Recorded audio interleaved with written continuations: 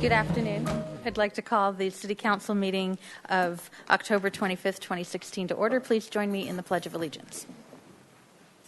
I pledge allegiance to the flag of the United States of America and to the republic for which it stands, one nation, under God, indivisible, with liberty and justice for all.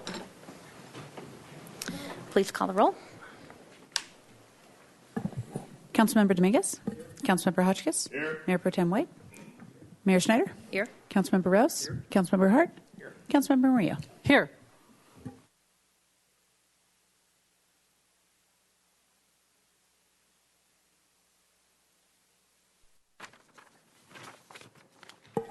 Item 1, proclamation declaring Red Ribbon Week, October 23rd through 31st, 2016.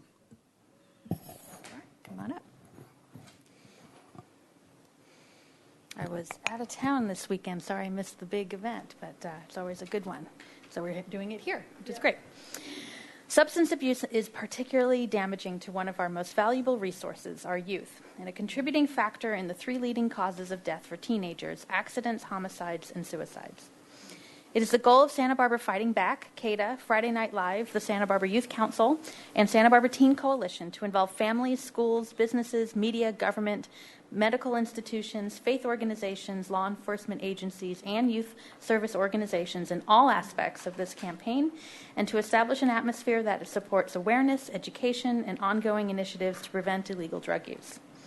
The Red Ribbon Campaign was established by Congress in 1988 to encourage a drug-free lifestyle and involvement in drug prevention efforts in honor of Enrique Kiki Camarena, a Drug Enforcement Administration agent who was murdered in the line of duty. The last week in the month of October is designated each year as National Red Ribbon Week. We're calling on all Americans to show their support for a drug-free lifestyle by wearing a red ribbon, wristband, or keychains and participating in drug-free activities during the week. And the City of Santa Barbara values the health and safety of all of our residents. So therefore, I, Helene Schneider, by virtue of the authority vested in me as Mayor of the City of Santa Barbara, California, do hereby proclaim October 23rd through October 31st, 2016 as Red Ribbon Week in Santa Barbara, California, and encourage all residents to support and participate in alcohol and other drug prevention activities to celebrate the theme, You Only Live Once. Thank you so much for all your work in this important activity. Thank you. Thank you. Thank you. You're welcome. Thank you so much, Madam Mayor and members. My name is Selena Rockwell. I'm the director of the Youth Service Specialist Program through CADA, and we provide many prevention and intervention services in the schools and the community at large. And so I thank you so much for your support and really recognizing this time in which we teach about the risks and harms to drugs and alcohol, and then also support students in living healthy, drug-free lifestyles. So I'm going to give a few moments here for a student to talk. Hi, my name's Evelyn, and I go to Santa Barbara High School, and I'm a junior this year, and it's my 4th year in Friday Night Live. And this week we plan classroom presentations to inform the students about living a healthier lifestyle. And we have a blow-up ball, and we pass it around, and we just go around the school. And during lunch, we set up a table in the quad, and we do activities to represent a healthy lifestyle. Thank you very much. Thank you so much. Bye-bye. All right. Are there any changes to the agenda? Yes, Madam Mayor. Item 18, the closed session regarding conference with labor negotiator. We're going to put that off 1 week. We didn't have any new information to present to you at this time. Okay. And with that, we'll go to public comment. We have a few speaker slips here and 2 minutes at the podium. We'll start with Lee Moldaver, to be followed by Kenneth Locke. Good afternoon, Madam Mayor, members of council. I'm Lee Moldaver with the Citizens Planning Association. As we come to the last 2 weeks of a really nasty election season, especially on the federal level, so many people I met in California, regular voters and first-time voters, ask, what's it all about and why should we care? And I was thinking that one of the answers this fall that I would give them is right here in this room, and I'm thinking about the life and achievements of our friend Dr. Dan Secord, who was an orphan, who came here with Mary, built a successful medical practice, built an incredible family, put out roots in the community, had the opportunity to serve You could see him flying down the road on a bike or through the air in his plane or on the water in his boat, and he could see the ocean from his house. And because the way that democracy and elections work locally, he was able to serve the community with the Harbor Commission, the Airport Commission, the Planning Commission, the City Council for 8 years in this chamber under Harriet and Marty Bloom. He was later able to serve the Coastal Commission, and through all that time, he was tough, engaged, he did his homework, he was fair, he was funny, he was caring, he was brusque to the point. He was very often in the voting minority in issues. He never let it embitter him. He was continuing to contribute to the community right up until the last few weeks with his illness. So I would say people interested in why a vote counts or what democracy means should think about all the days that Dan Secord spent in this chamber making this a better, stronger community for all. Thank you. Well said. We'll be adjourning in his memory at the end of the meeting. So, Kenneth Locke will be followed by Andrea Roslinski. Oops, sorry about that. My name is Kenneth Locke. I want to talk about education and then kind of the responsibility that a community has to educate their members, and the idea that kind of responsibility is on the parents. I mean, being a parent, you should have a responsibility to educate your child, and then there should be a school system set up that would take on, say, then to further that responsibility. And then also possibly yourselves, should be online, on track. But I'm sorry to say that we really haven't had the understanding of what it means to be educated in relation to becoming intelligent, say. So the idea of when a person actually becomes educated, they become intelligent also.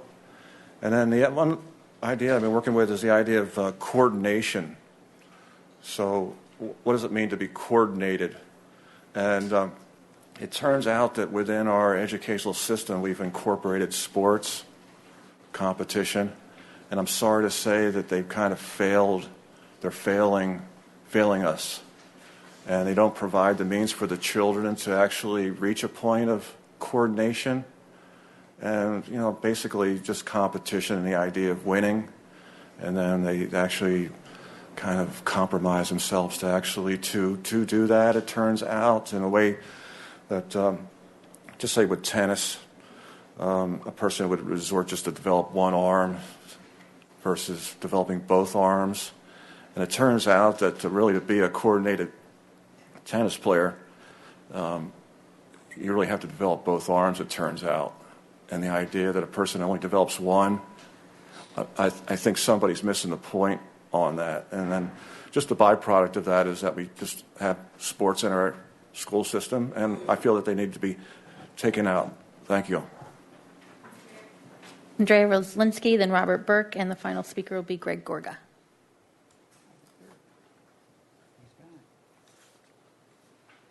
Good afternoon, Madam Mayor. I wanted to say Dan was really great. I remember he did a lot for the community. And yesterday we lost someone, or Sunday, Tom Hayden. In the 70s when I went to LA Valley College, he helped out a lot. And I remember there was a time they were having sit-ins. Well, they took the lawn and they just made the lawn really wet because they knew people were going to have a sit-in. But then everyone went in the administration building, and he was there to support and make sure people were understood. And what I want to say about Santa Barbara, years ago there was Isabel Walker, I believe, and she did the homeless blog, and I want to try to bring that back because it's a need, with poetry and to find things, maybe if someone, loved one, looking for someone, and I want to try to do the homeless blog again and, let people contribute. And also about the building, the one building I was wondering why for a long time the building right where the old Greyhound used to be, maybe that could be used for a day center for vets or homeless, maybe like a cooking facility, or because it's in a good area I don't know, why it's been vacant for a long time. And I know it's not owned by the city, but. So, what else? And, I remember a couple weeks ago I remember I came to the first Earth Day and everyone was talking about how, there was no freeway off-ramps. And we kept going, and my brother's like, "Where are you going? We're not going to IV." And if back then if you were going to Santa Barbara, you'd almost end up at Red Rocks or end up, over by the Butterfly Refuge. And get tar in your feet. Thank you. All right, peace. Robert Burke.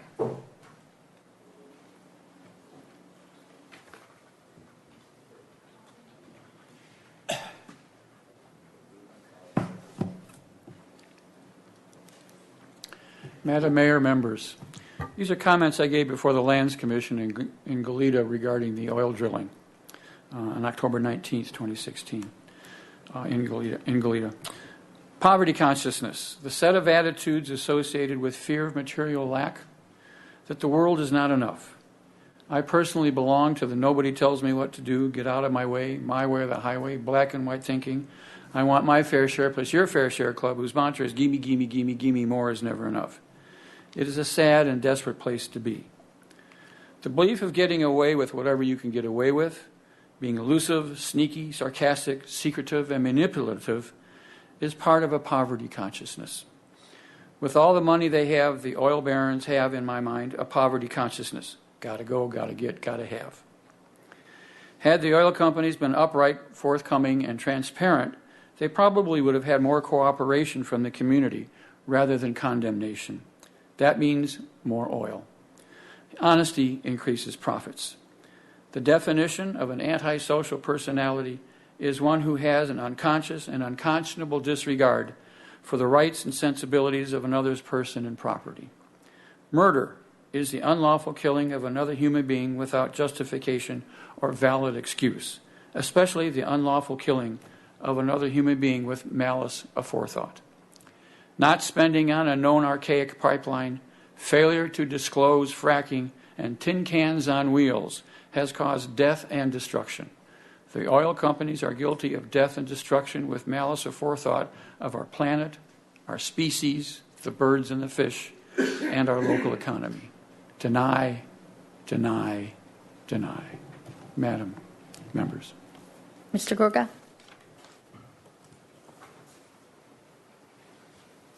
Madam Mayor, council members, I'm here in my official capacity as the Executive Director of the Santa Barbara Maritime Museum to acknowledge and thank your waterfront department staff, especially Scott Reedman, Brian Bossi, and Harbor Master Mick Croman for their help. Every year we bring the tall ship Spirit of Dana Point up from the Ocean Institute. They're here for 4 weeks. This year we'll put 550 plus children on board for the night, living the life of an 1830s sailor. Those 23 classrooms are throughout Santa Barbara County, but a lot of them right here in the city of Santa Barbara. It's a wonderful program. I'm sure you know that, based on 2 years before the Mass by Richard Henry Dana. And this program, hands-on activities for the kids, is very important for kids with learning and language challenges. And we provide this program free of charge to Title I schools through the generosity of our local foundations and donors. And I especially want to acknowledge board member Roger Chrisman and his wife Sarah for supporting this program. And thank you for allowing us to bring the tall ship here every year. And of course, it was here for the Harbor and Seafood Festival, and I think over 775 people went on board. And we had another 880 through the museum that day. So wonderful to have that program here. And we are looking to have the San Diego Maritime Museum's new ship, the San Salvador Cabrillo's ship, come up here in the spring of 2017. So thank you very much. Great. Thank you. Okay, that concludes public comments. On to consent calendar, and there's some items to read. Item 3, additional funding for positions at the Solvang and Buellton libraries.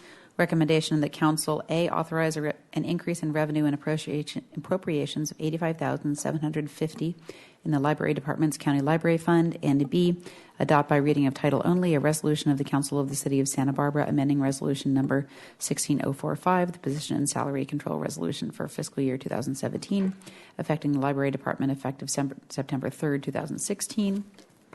And item 12, 2016 Fire Code adoption. Recommendation that Council A, introduce and subsequently adopt by reading of title only an ordinance of the Council of the City of Santa Barbara repealing Santa Barbara Municipal Code Chapter 8.04 and adopting a new Chapter 8.04, adopting by reference the 2015 edition of the International Fire Code, including Appendix Chapter 4 and Appendices B, BB, C, CC, and H of that code, and a 2016 California Fire Code with local amendments to both codes. B, set a public hearing for November 8, 2016 at 2 p.m. in the City Council chambers.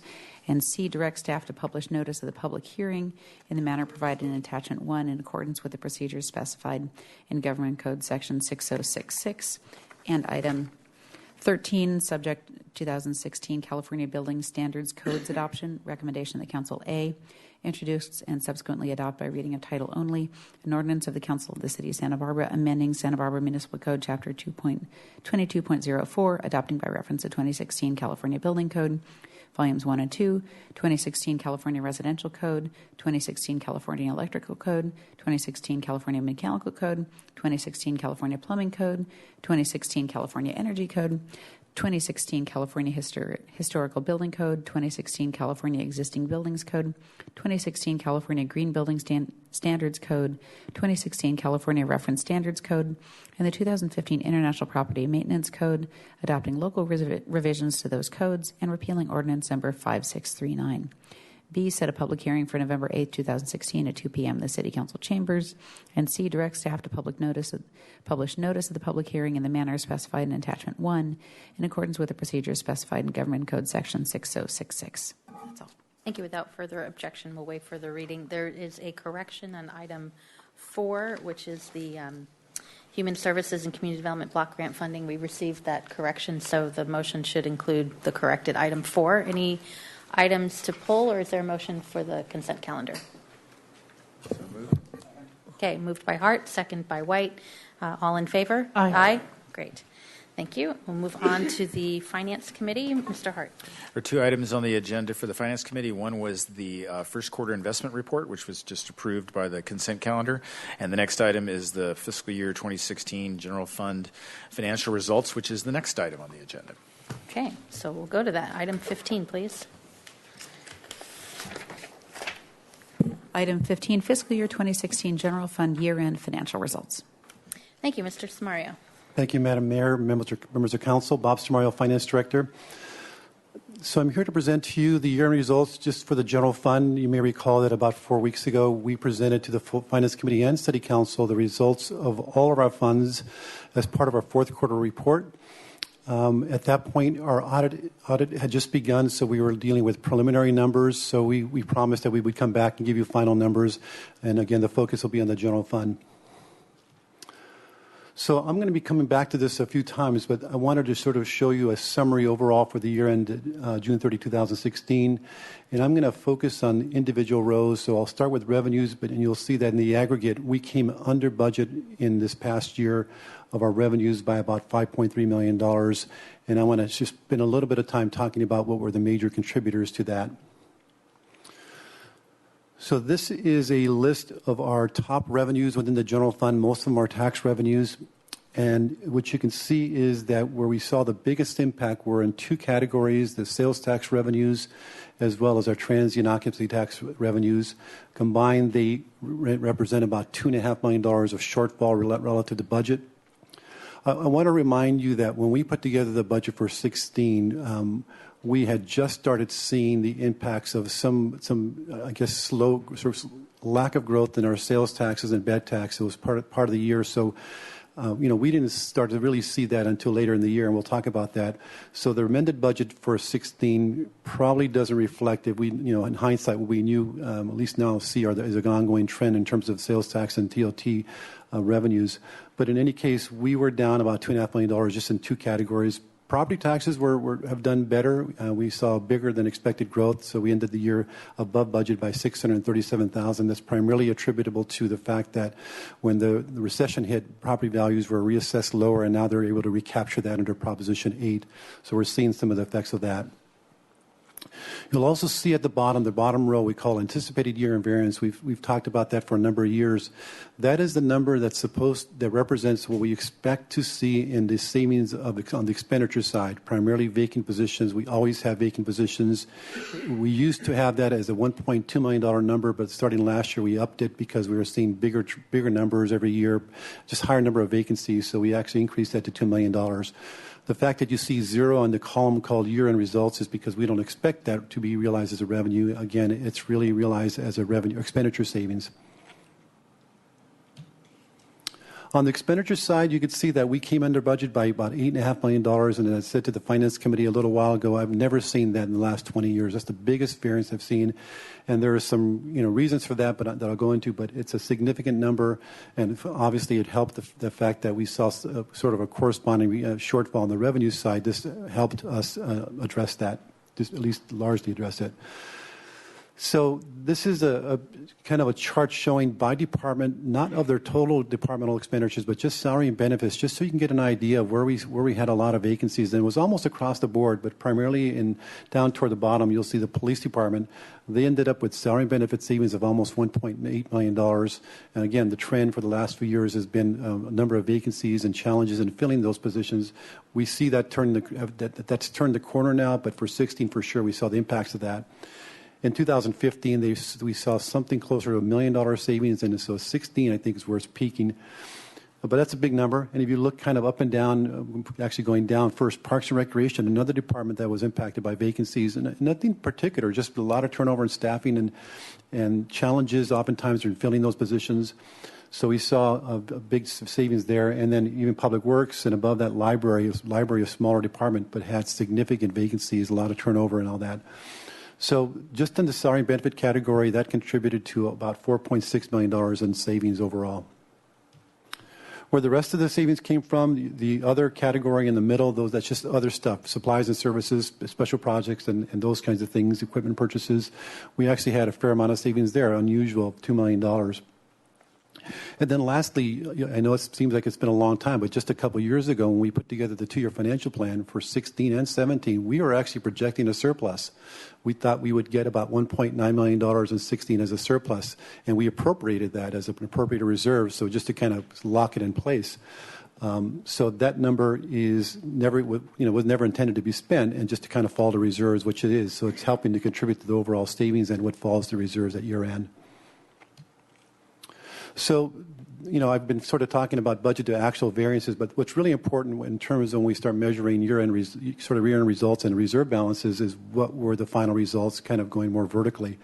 And so you could see that total revenues came in at $121.7 million, and our operating expenditures were $119.2. So we ended the year with a net surplus of $2.4 million. So that's what's going to fall into the bottom line of our overall reserve picture, which is a good news story. You also may recall that a year ago, when we put together the 2-year financial plan, that we weren't quite sure, we weren't quite at our policy reserves level, and so the council directed us to allocate instead of 50% toward capital, but only 25% to help get there. So even though we met it last year, our reserve policies last year, we're continuing that direction to allocate just 25% to capital. So that's the $603,000 that will be programmed in 2018. And what will fall to our regular reserves, our operating reserves in the general fund, is $1.8 million. Any questions on that?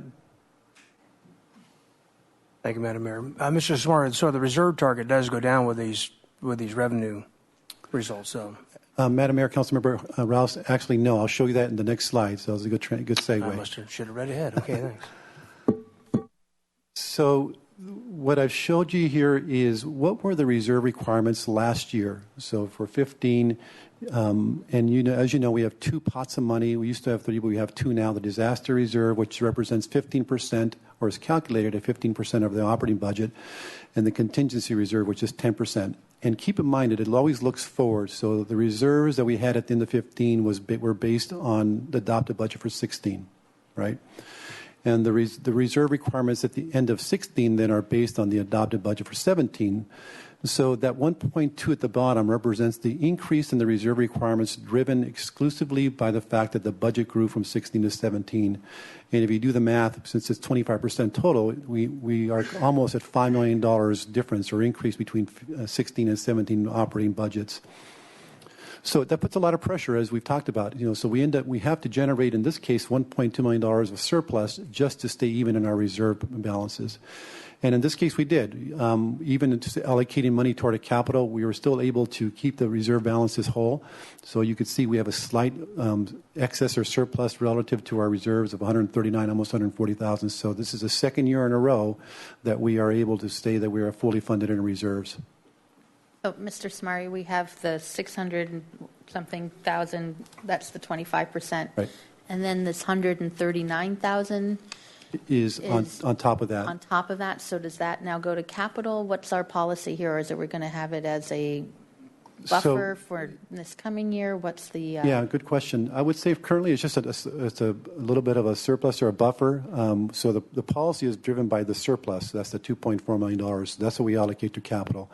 So the fact that we are over policy, it just means we have a little extra to play with. It's not a lot. In the old days we used to have a little more, but at least we're not in the deficit.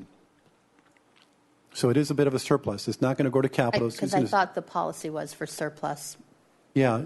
So let me go back. Right. The policy is driven by the results of between revenues and expenditures. So there's surplus is 2.4. So we allocate 25% of that surplus. Right. It doesn't mean which used to be 50%. Right. It doesn't mean we can't be above our policy requirements or reserve requirements like we are at the end of this current year, past year. If you want, we can sort of say, well, since we're over, let's undo that 25%, at least part of it, and allocate that more to capital, if you'd like, and then we can just balance our reserve picture. But at this point, the calculation is based on the surplus of 2.4, and it just turns out that we have a little bit left over above our policy requirements. So I guess I'm not getting the final half of the sentence of what happens to that $139,000. We're just going to keep it in unallocated reserves? Yep.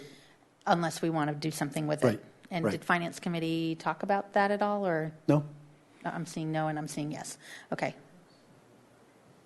Yeah, the only thing I will mention is that we are, so the 139 is part of our first quarter in 17. We are going to transfer about that much to our fleet fund. It's an internal service fund where we maintain our vehicles and replace them.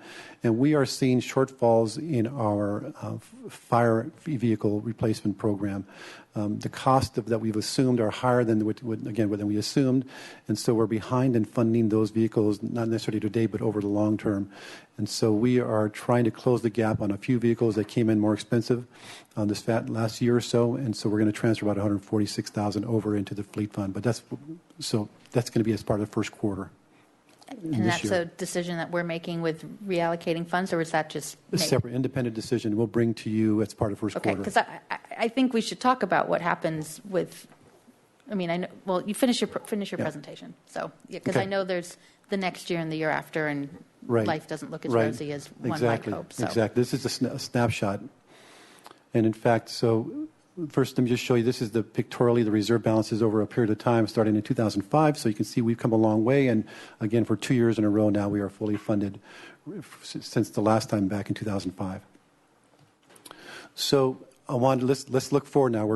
I wanted to show you what we ended the year in 2016, but the results of that year have impacts on an ongoing basis. And I wanted to talk about what those impacts are in 17 and then also somewhat in 18. But for sure in this current year, so when we developed the budget for the current year, fiscal year 17, we were largely, in fact, to a great extent, we were basing those estimates on our projections as of March of 2016, so about 9 months ago. So you can see the column there of numbers, first column of numbers represent what we projected in March that we used to build the budget, essentially, what they were for each of those major categories of revenues. So, for example, the sales taxes, we assumed that we would end the year at $21.7 million by June 30. In fact, we ended up $185,000 short, just based on the last 3 months of activity. And the same with the Prop 172 sales tax, property tax, even though we saw growth because we saw a decline in one of the elements or categories of property taxes, specifically for airplanes, we ended up short that in 16 relative to our projections. So what it means is kind of the bottom line on the bottom right, that just based on last year's results, we were short of our projections by almost $450,000. Does that make sense? And because we factored in growth on all these numbers for 17, it has sort of a compounding impact when we look at just in 17. So the bottom right number of 463 is the same number we saw for 16, but just the fact that it was a compounding impact because of the growth assumptions we didn't achieve. So on July 1, just based on what happened last year relative to our projections, we are already starting the year of $463,000 sort of behind the curve, or out of balance, if you will, all other things being equal. So there's a couple of things that we think we might want to look at and can potentially adjust in this current year. One of them is the sales tax. So amazingly, it surprised me, but it just shows you how quickly things can change. The adopted budget for 16 assumed a growth of 4 to 4.5% in our sales taxes. Amazing. I mean, I can't imagine that we were thinking that, but because of previous information, it seemed reasonable. We ended the year about 1% in 16. And so for 17, we assumed a 3% growth, and we're thinking that might be a little aggressive given the fact that we've only had one quarter in the last 6 quarters where we saw anything close to 2%. We've been either flat, down, or maybe up 1%. So if we were to adjust our growth assumption from 3% to 2% this year, that would have an impact of $215,000. That's the second column of numbers in the first row. So going from 3% to 2% drops our sales tax projections by that $215,000. And then toward the middle, you'll see that there are a couple numbers related to our bed tax, or TOT. The first is that our vacation rental TOT, as you know, once upon a time was 1.2. We made some assumptions about how that would be phased out over time, given the enforcement efforts. What we're seeing is it's happening sooner than we thought in terms of the decline, and we're expecting by the end of this year, 17, they will all be gone, except for any settlement agreements where we have back taxes and those kinds of things, maybe in the $100,000 to $200,000 range. But virtually all that money would be gone. So this year we didn't assume that, and next year as well. So that drops that estimate by $268,000.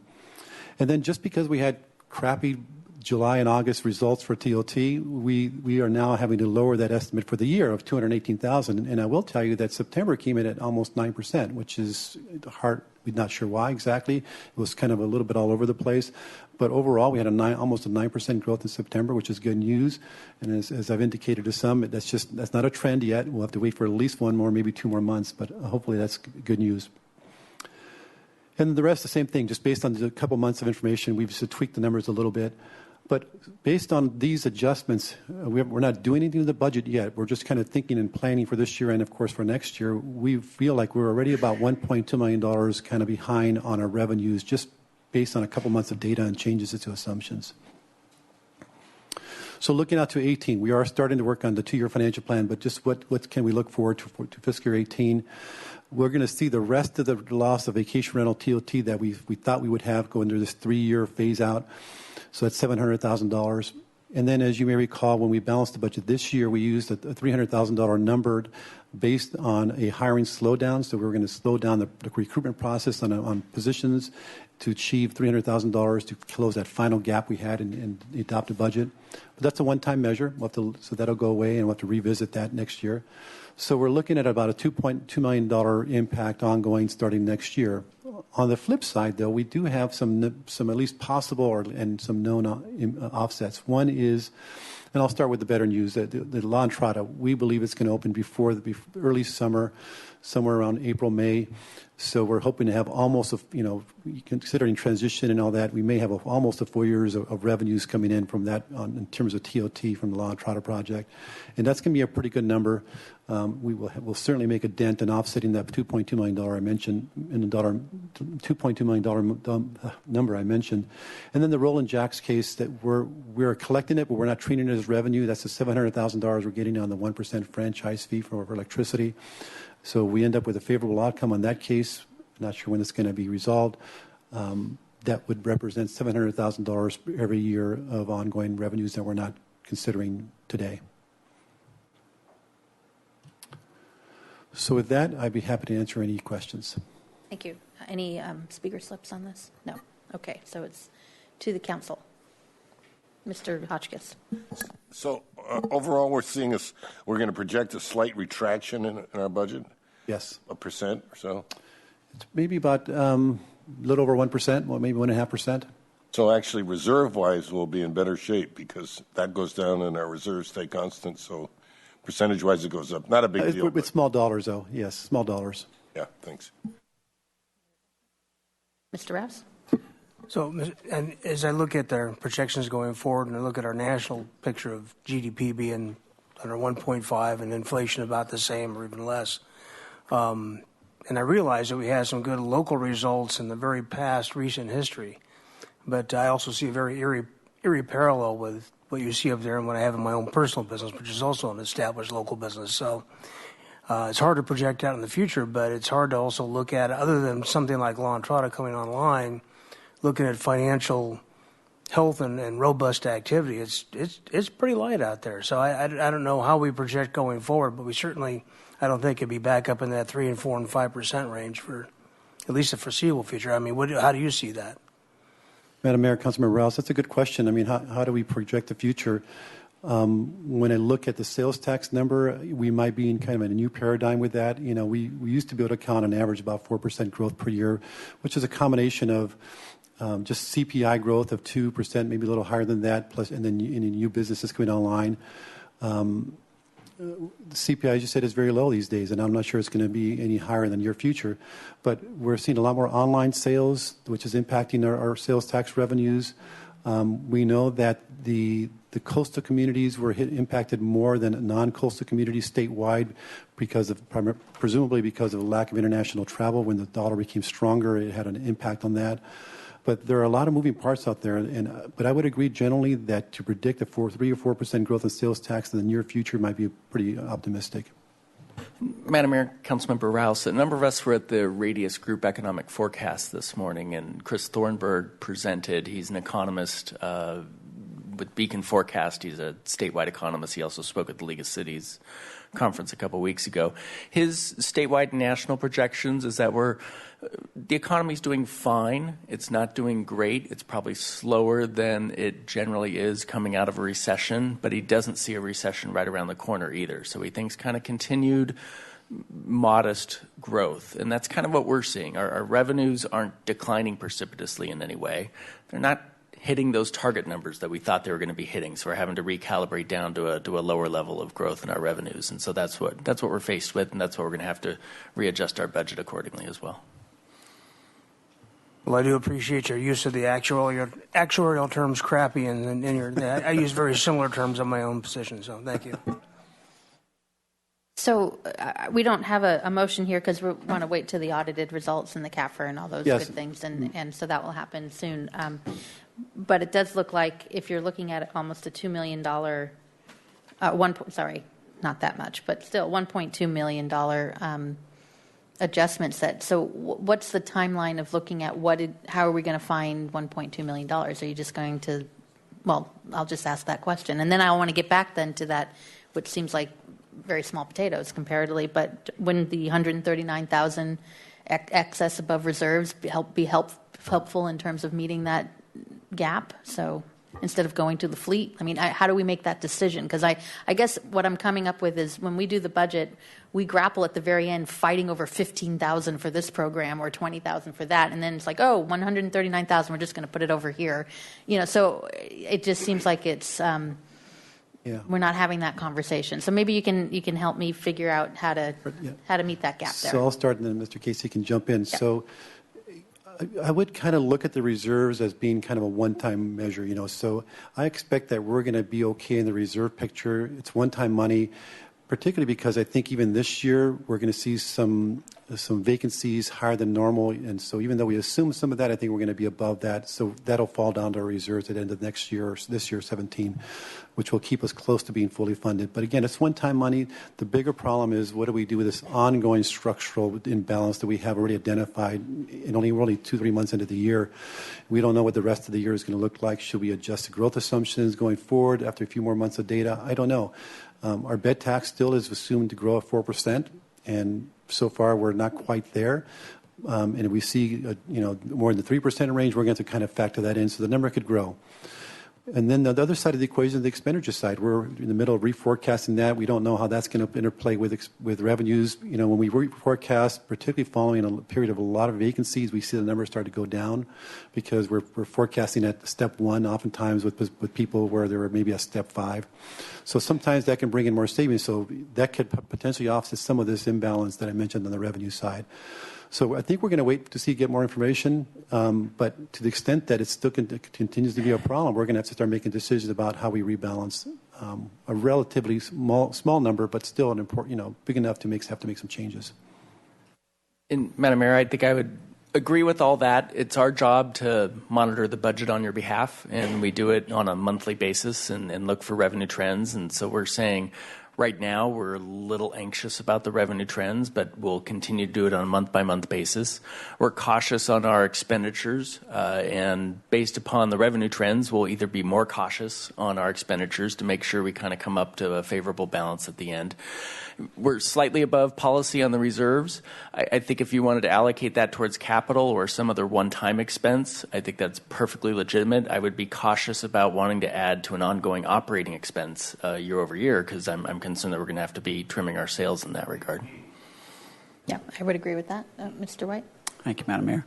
Well, and I want to advocate for the fire equipment fund. It's something that I've been asking about for a number of years, stemming off my background in fire protection planning.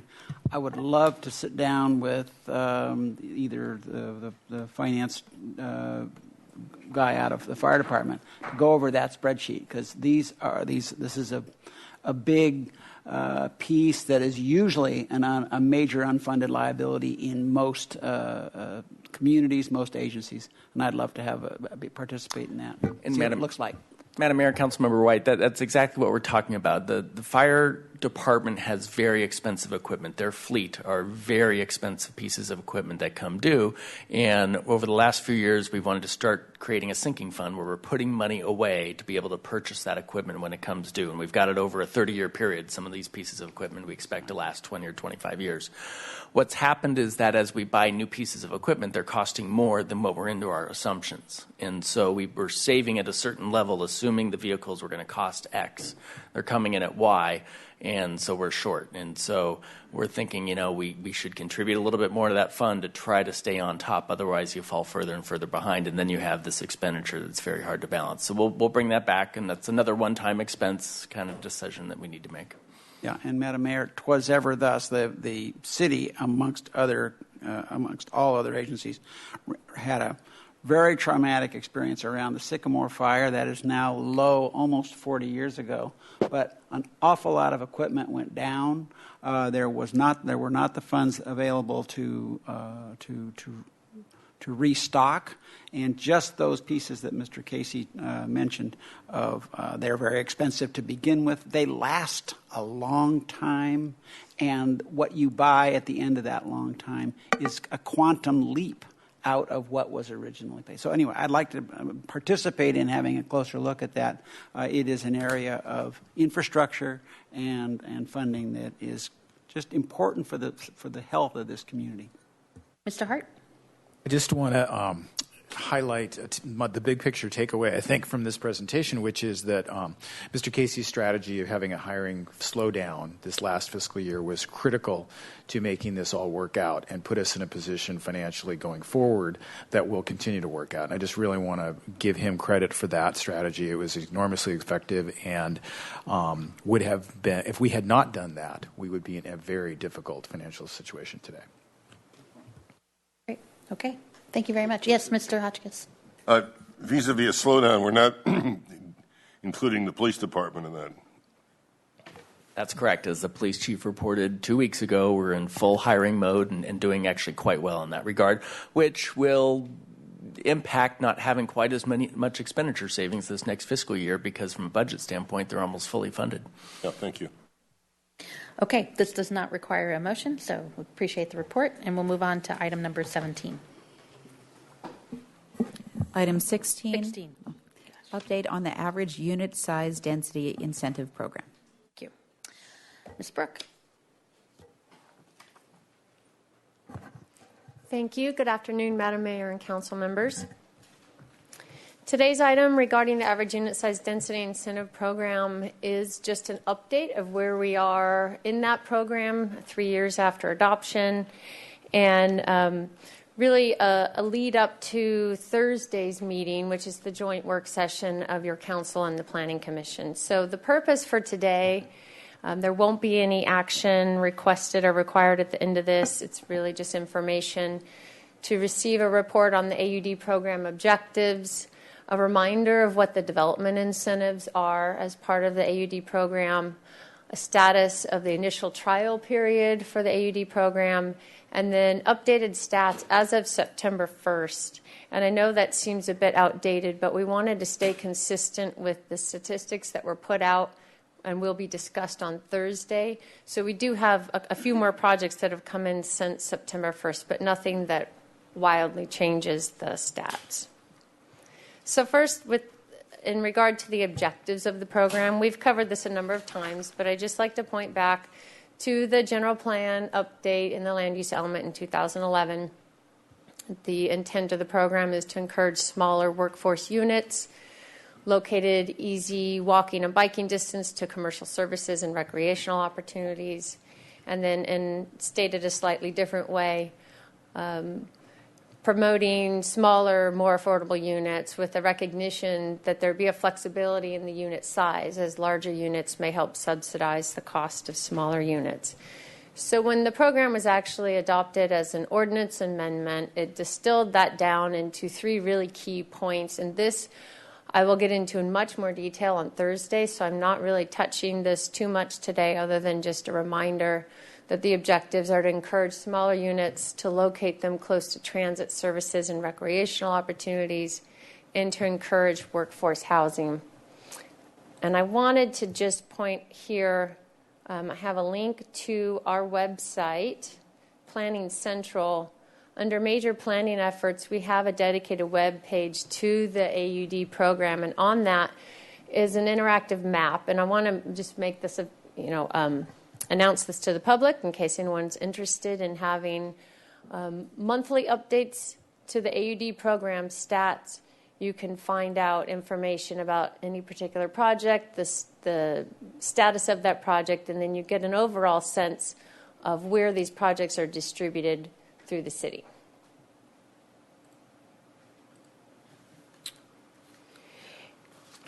So I thought, since the program has been in effect now for 3 years, it might be worth just briefly going over the development incentives that were built into the program in order to encourage these smaller rental units. So I'm going to briefly go through a before and after picture for you. So on the left-hand side of these tables, and this will carry over for the next 4 slides, I'm going to touch on the 4 major components where we have development incentives for projects being proposed under AUD. The left-hand side are the development standards that were in place prior to July 2013 and then after. And anything that's in this color box highlights a change as part of the AUD program. So in this particular slide, we're looking at the maximum allowed density in the various land use categories that allow housing. So you could see prior to AUD, our maximum allowed density in any zone that allowed residential had a maximum range of 15 to 27 dwelling units per acre. That stayed the same across the board for a majority of those zones. What was added, though, are high-density categories, both in residential and commercial, that allows a density of 28 to 36 dwelling units per acre, and then the priority housing overlay of 37 to 63 dwelling units per acre. And it's important to point out this asterisk here that in order to build at that density, the project must be either rental housing, employer-sponsored housing, or limited equity co-op. The next development standard I'd like to highlight is the maximum building height. Along with adoption of the AUD program, there was another ordinance amendment that changed the maximum allowed height in most of the zones in the city, or the higher intent zones, I should say.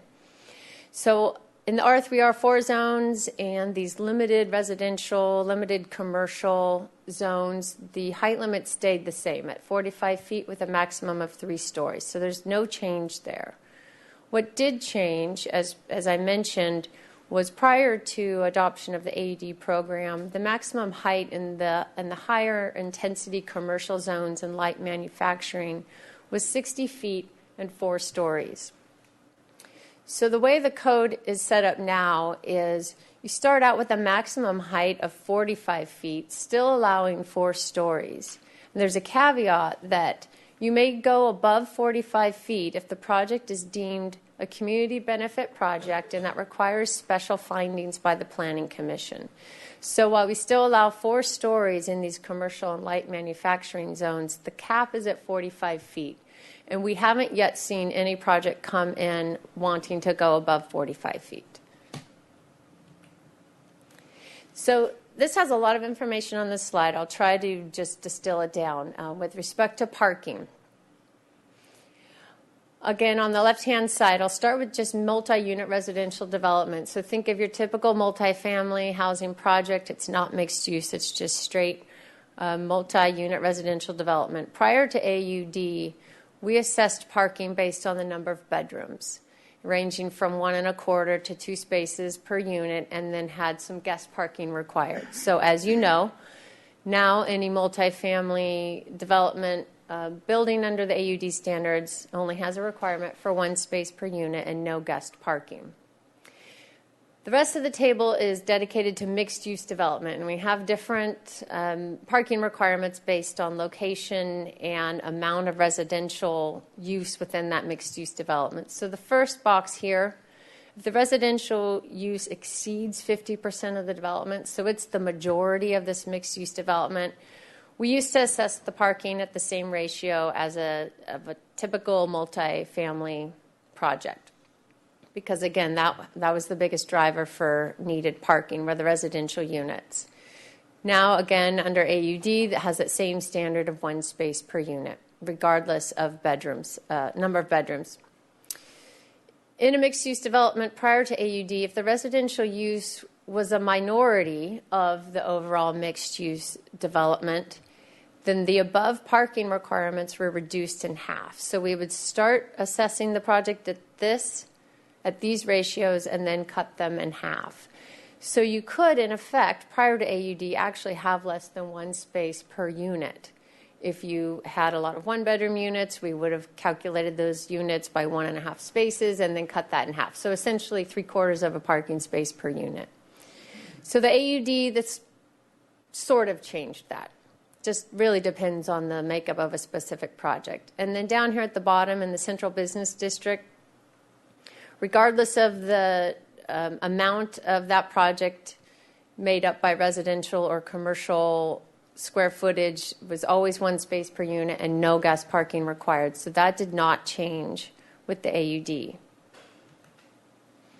Outdoor living space, also there weren't that many changes. I'll highlight where there are changes for you down here. In the multifamily zones, nothing changed. Same outdoor living space requirements before and after AUD.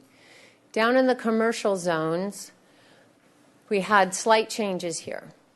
So there are 2 ways that a developer has to provide the required outdoor living space. We refer to them as Method A or Method B. Method A, for example, requires that 10% of the lot area be dedicated open space, that there also be a 15 by 15 foot common area on the site, and that each unit have some private outdoor living space. That mostly stayed the same with AUD. However, the one change is that this 10% of lot area dedicated open space is optional. And I'll tell you now, as a little spoiler alert, for Thursday, we are finding most people are opting not to provide that. And I'll, again, get into that a little bit more Thursday.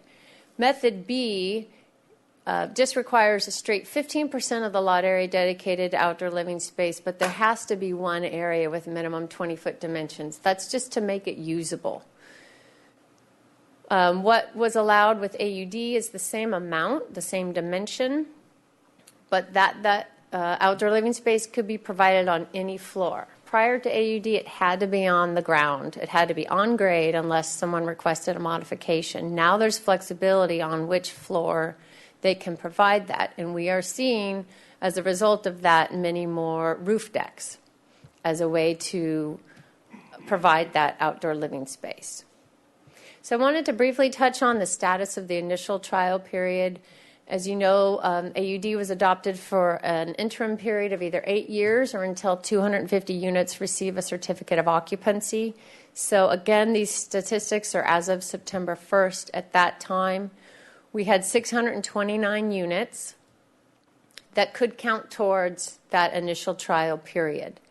We have 151 at that time that had a permit issued, another 164 approved, and 314 pending.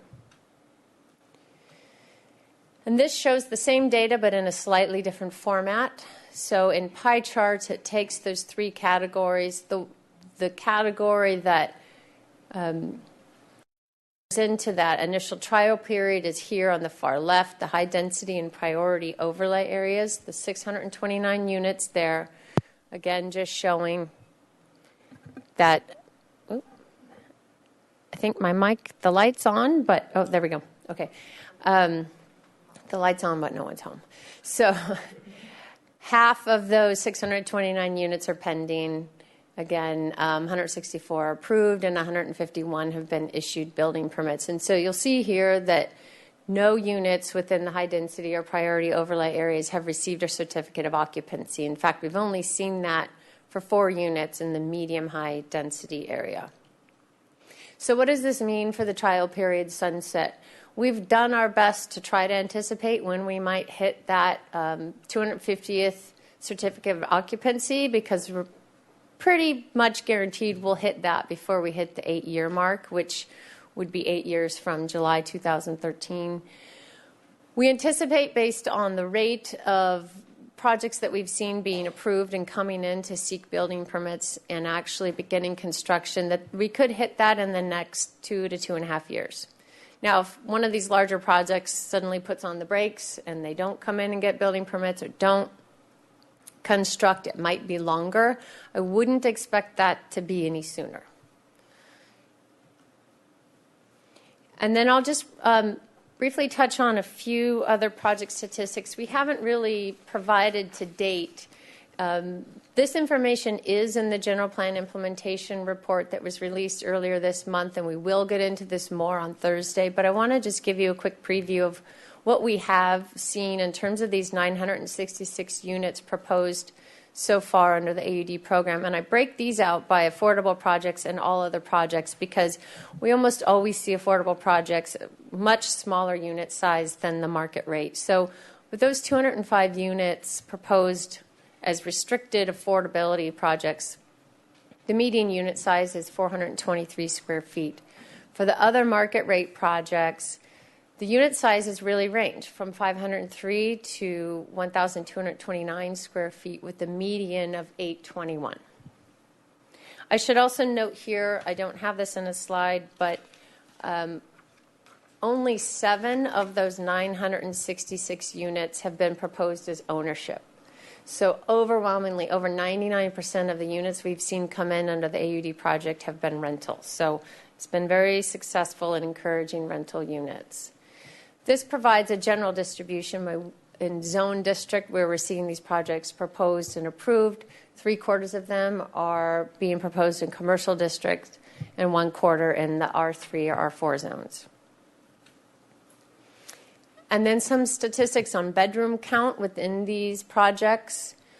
The majority, or 45% of the 4 categories here, are 2-bedroom units.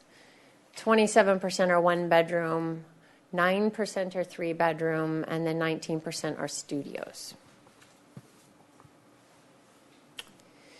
So moving on from statistics, I wanted to let you know we have been meeting with many of your advisory bodies over the last several months with a focus on the AUD program and the Adaptive Management Program report. We've met with the Planning Commission twice specifically to cover those topics, and I will brief you on those meetings in more detail on Thursday.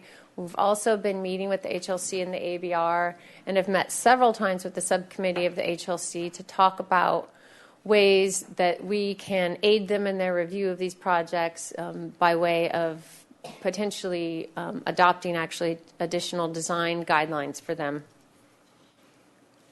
And then final, just again, another reminder that on Thursday we'll be talking in depth about our adaptive management program. A key component of the general plan update was a recognition that the general plan is not a static document, that it should be a living document, that if we find that we're not on track with implementing the policies or they're not getting us where we want to go, that we should adjust that. And so the first program that is the subject of that is the AUD program. That is what we intend to discuss in more detail on Thursday at 9 o'clock in the David Gebhardt room. And that concludes my presentation. Thank you.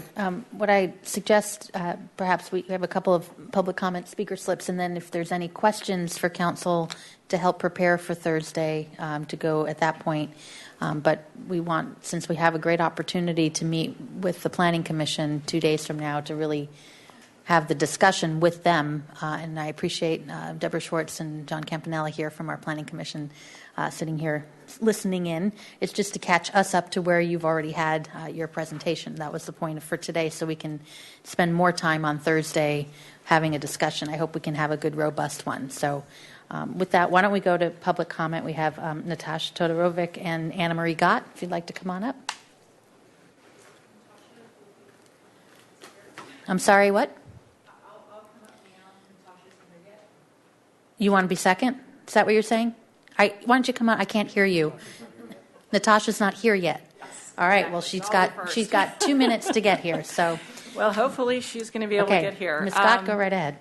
So, Allied Neighborhood Association has met with some of the city council members regarding the survey. We have put a number of bullet points here in a letter that you are now being handed out. And we've also included some information regarding a pro forma. We feel that the survey, the implementation, and the design is completely inadequate to answer any of the questions that the City Council will have to determine the success or failure of the AUD. But what I would like to point to you right now is item number 3. This regards workforce housing. And as Ms. Brooks just stated, that you have primarily rental housing. The AUD is not only designed for rental housing, it was also designed for ownership. And you have 99.3% rental housing right now. And I also want to point to you to the October 6th Planning Commission meeting, where staff actually defines or uses the working definition of workforce housing, workforce as 120% to 200% AMI. And Ms. Brooks actually stated that workforce housing is mentioned throughout the general plan and the housing element often. The way we have interpreted that for the city and the housing element is those who cannot qualify for subsidized housing but can't afford a home in Santa Barbara, which is 100%, 120% to 200% AMI. So it appears that somewhere along the line, working definition of workforce was interpreted to be 120 to 200% AMI. This comprises the 2 highest income categories in the AMI chart. And for renters, according to the 2015 U.S. Census Bureau information, for the city of Santa Barbara, the median household income was $52,124. Thank you. Thank you. You came in just in time. You're up, Mr. Todorovic. Come on up.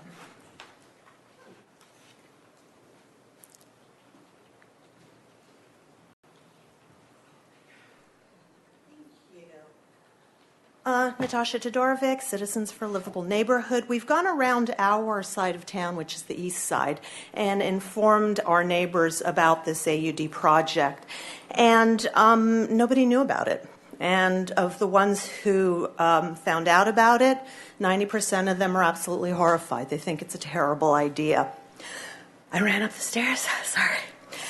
I have a friend in Brazil, and he He's a cardiologist. He's known as Brazil's Tony Robbins. And he had a mission, and his mission was to build up the middle class of Brazil. Because what he realized was with a large, rich group on the top and a large poor class on the bottom, without a good, strong, healthy middle class, the country would remain a second, third world. And what this AUD seems to do is it is privileging and it is incentivizing developers who are at the top, and it is keeping rental property in the market without encouraging home ownership. And I think what we really want are people in our community who are invested in being homeowners. What this is doing is it's going to drive up rents. Every single place in the country where we have had this intensification of use and crowding of people, we've had rents go up. And that makes it very difficult for people, the average person, as you've just heard from Anna, to be able to afford to stay in town. And what we want to do is we want to have people who are invested in their communities, who are interested in their communities, who participate in their communities. And what we want to make sure is that people care about where they live. And with this flow back and forth of these temporary, transitory renters, and not saying that there's anything wrong with being a renter, I have been one, and I've been a homeowner, but we have a disproportionate emphasis on rewarding the renter versus ownership. And most of our people don't want the AUD. Thank you. I have a question. Yeah, go ahead, Mr. Madam Mayor. Go ahead. So you said you want to do something for the average person. So what would you quantify the salary range or the median income when you refer to average people, just so we're dealing with oranges and oranges? So what do we mean by the worker? So when we're saying workforce housing, well, I think what we're looking at are people who are earning somewhere between $40,000 and $50,000. And it makes it very difficult for them to be able to afford rental units here. When we've got this one going in Milpas, right? This giant one at 711 Milpas. The beginning rent for a one bedroom is going to be $2,600, $2,400. That's huge. The people that are already being pushed out so that these properties can go in, and the kind of people that we really want to protect. Thank you. Mr. Hutchins, did you have a question also? I do. Go ahead. So what are you proposing? What we're proposing are design guidelines so that properties are in keeping with the look of the neighborhood. We're proposing increased green spaces. We're proposing height restrictions. We're also proposing that we have incentives for ownership. I'm not sure what that means, but the other things we were already meeting. Well, we're not so much. We don't have a lot of green spaces. We don't have, this one is 4 floors. And there's nothing else on Milpas Street that's 4 floors. I think the highest is 3 floors. I think this is going to be about 60 feet. And it's going to reshape our neighborhood entirely. And this sort of thing is already pushing out people who can least afford to live in our neighborhood. There's a property right across the street from me where we've got some retired folks who are living there, and they've already got their eviction notice. And they're planning on a 4-story, 100-something hotel and this, that, and the other. It's going to completely change our neighborhood. Thank you. Thank you. Okay. To the council for any questions or to prepare for Thursday, Mr. Rouse. Thank you, Madam Mayor. Ms. Brooks, would you go back to the map where you had the interactive map with the placements, please?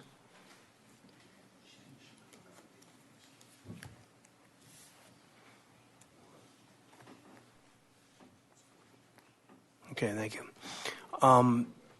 So I was wondering, for our presentation, I have 2 requests. One of my usual requests of a glossary of all the acronyms that represent zones, so we can have that part of the discussion. Number 2 is how the placements of these proposed AUD units dovetail with the stated goals of what we're trying to do. So are they close to transit, work, shopping, the kinds of things that we stated as our goals, so we can see if it really is driving towards what we intended to do. So if there was a way to interface that and say, here's a transit center and here's where this cluster is, or here are work centers and here's where this, or transit centers, all the things that might dovetail with our 2011 stated ideas about why we were doing this in the first place. If that were possible between now and then, I'm not sure, but looks like you might be pretty close here. So, thank you. Mr. White. Thank you, Madam Mayor. First of all, just with this up, that interactive map is just really cool. It really is a neat tool and something to draw people in. One area that I don't understand is the inclusion of AUD, inclusion of affordable into AUD. And my experience has been that affordable has always operated in its own universe of modifications and trying to get units in however they can, whatever parking, et cetera, et cetera.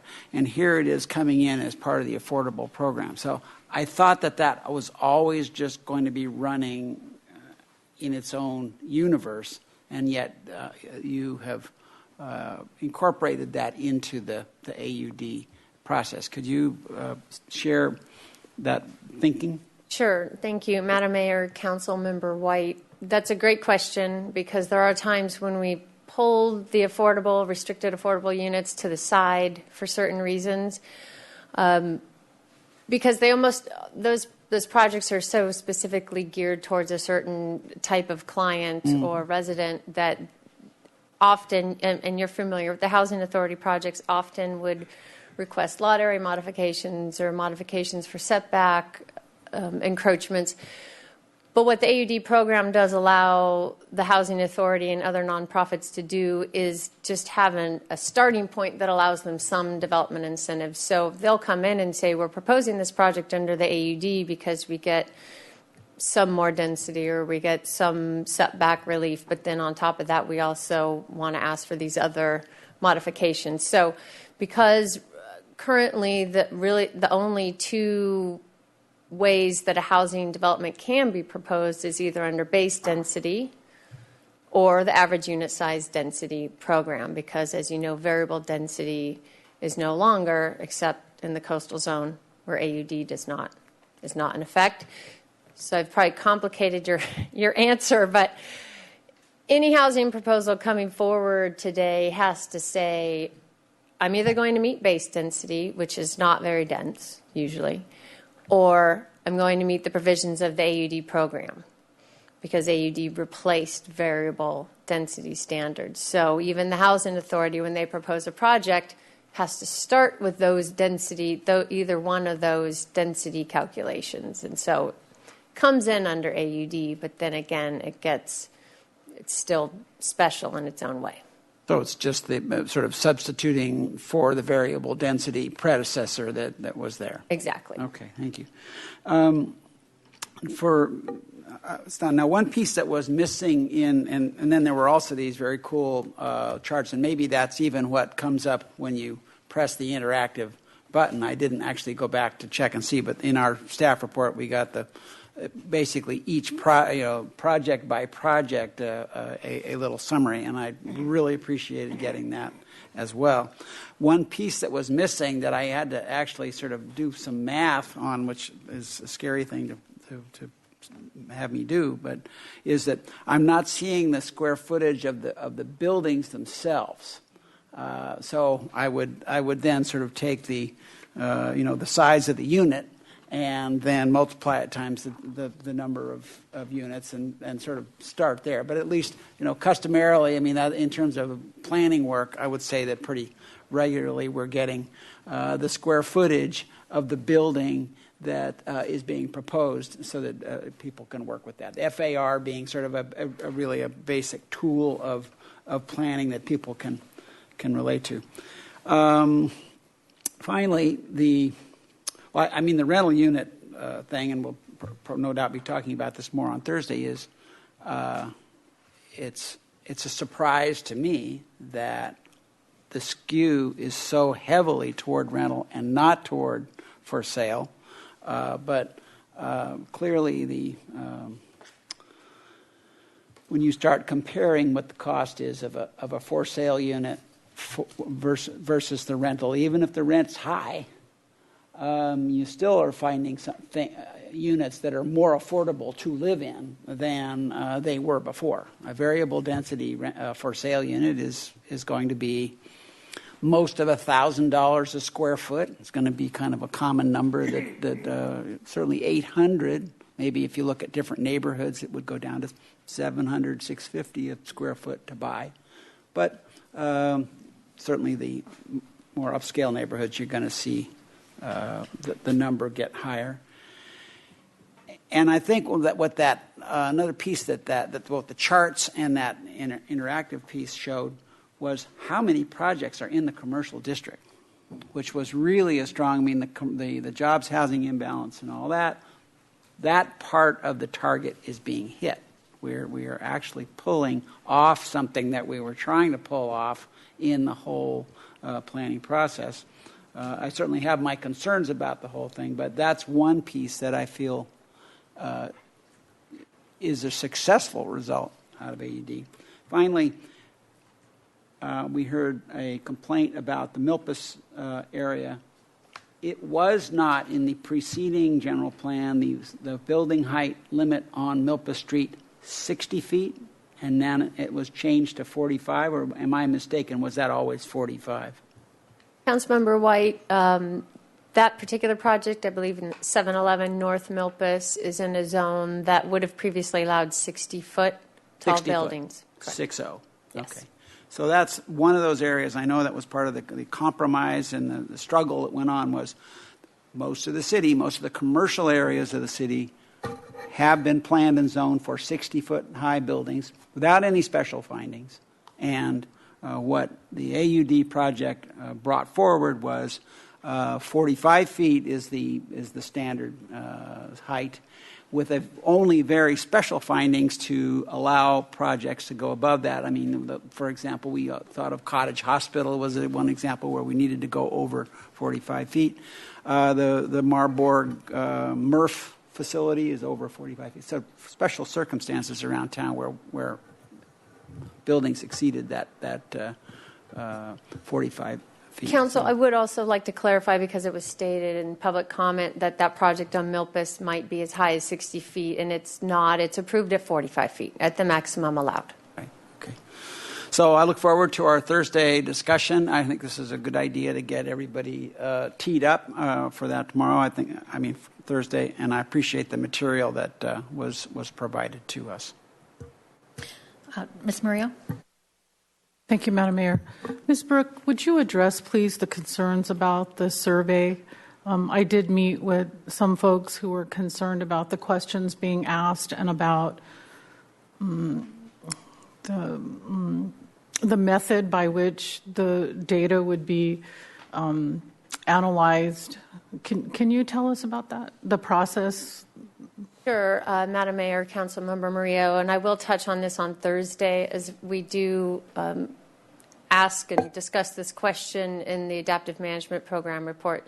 So the annual survey is a requirement of all AUD projects approved in the high density and priority housing overlay, and that was from the outset a requirement.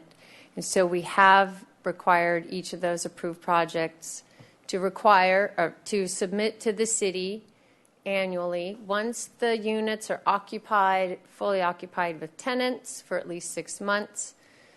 The way the condition reads is that the owner, applicant, whoever has oversight over the property at that time, shall query the tenants a number of questions. And there's 8 questions, some of which actually don't require the tenants to respond because they're things such as average unit size and number of bedrooms. The other questions that would require cooperation of the tenants include where they moved from, I believe, where their employer is in terms of zip code, trying to get at the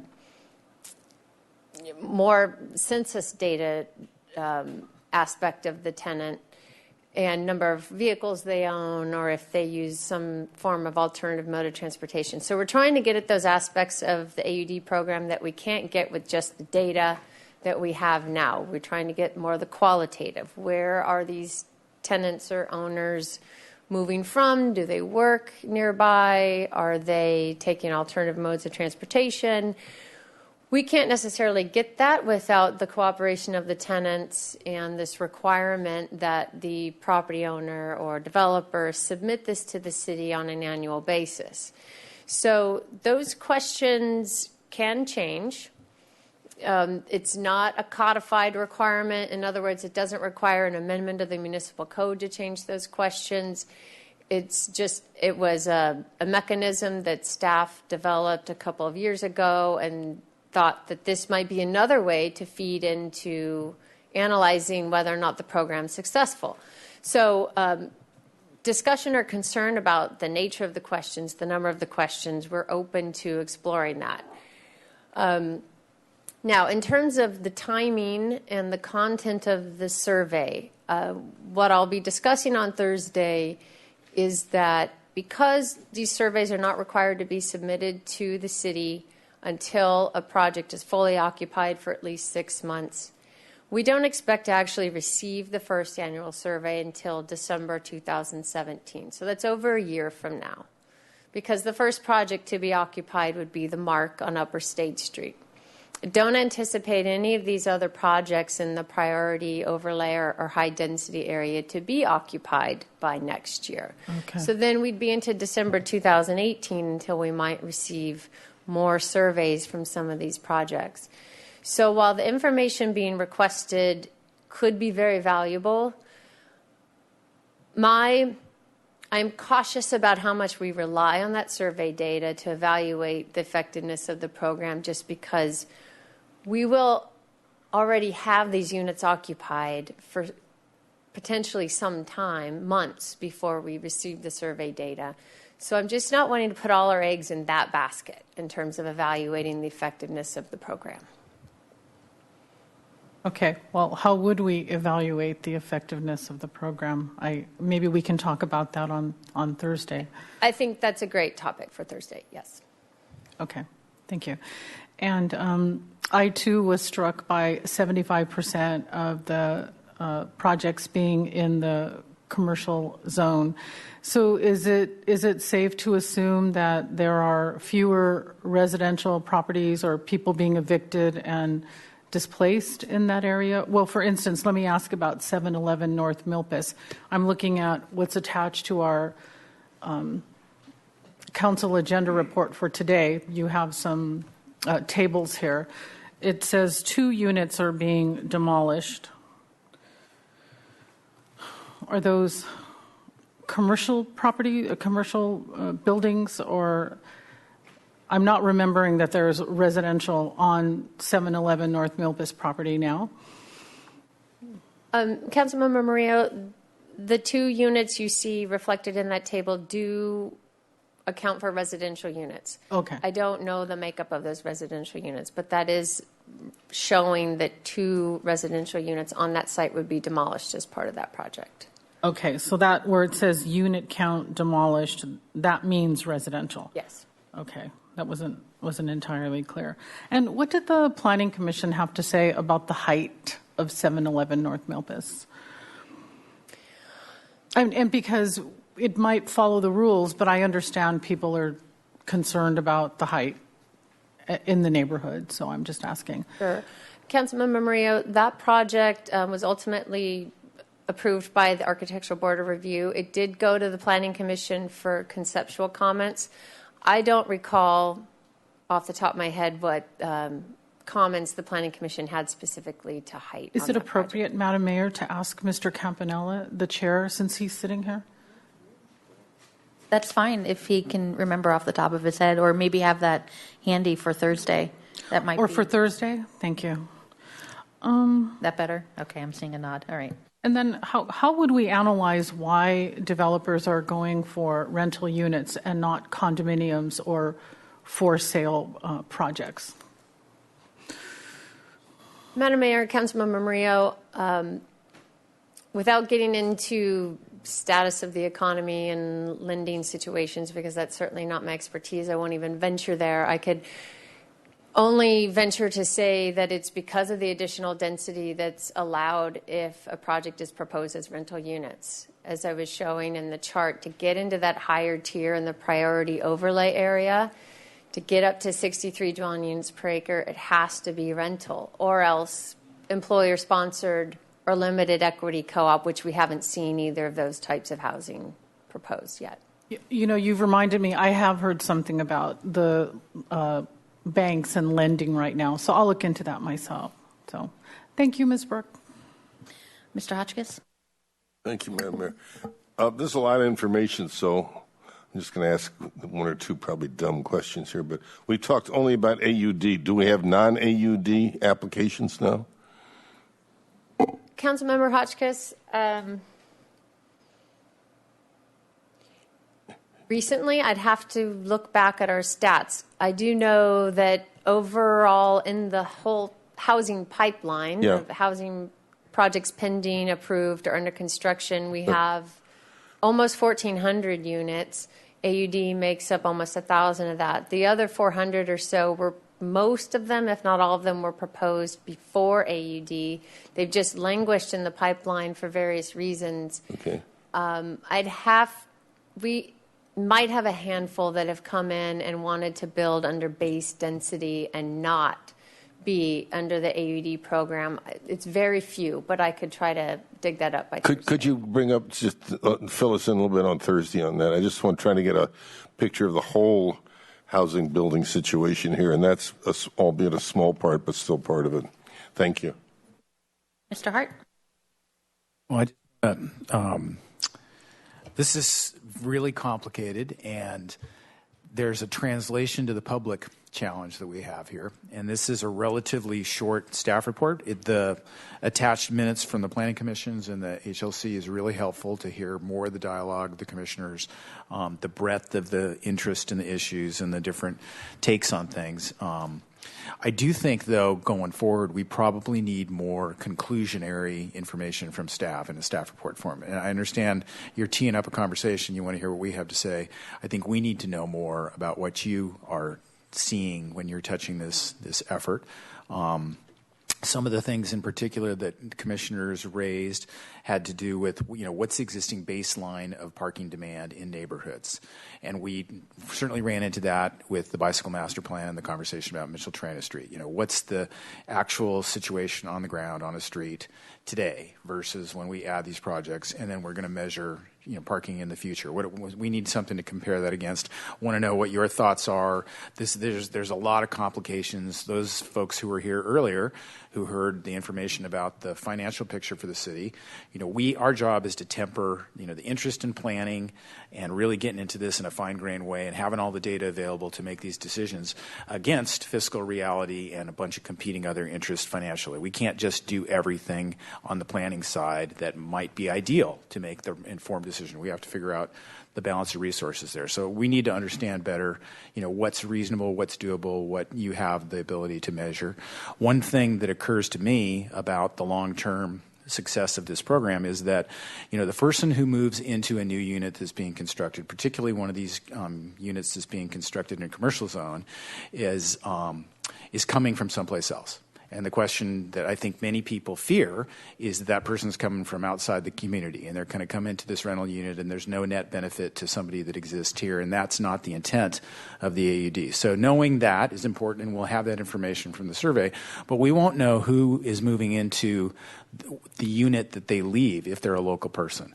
And frankly, that ripple effect through the rental market is much more significant for real life people than the construction of these individual units. And we need to figure out a way to measure that. That would probably require, asking the person who moved into the unit, where did you move from?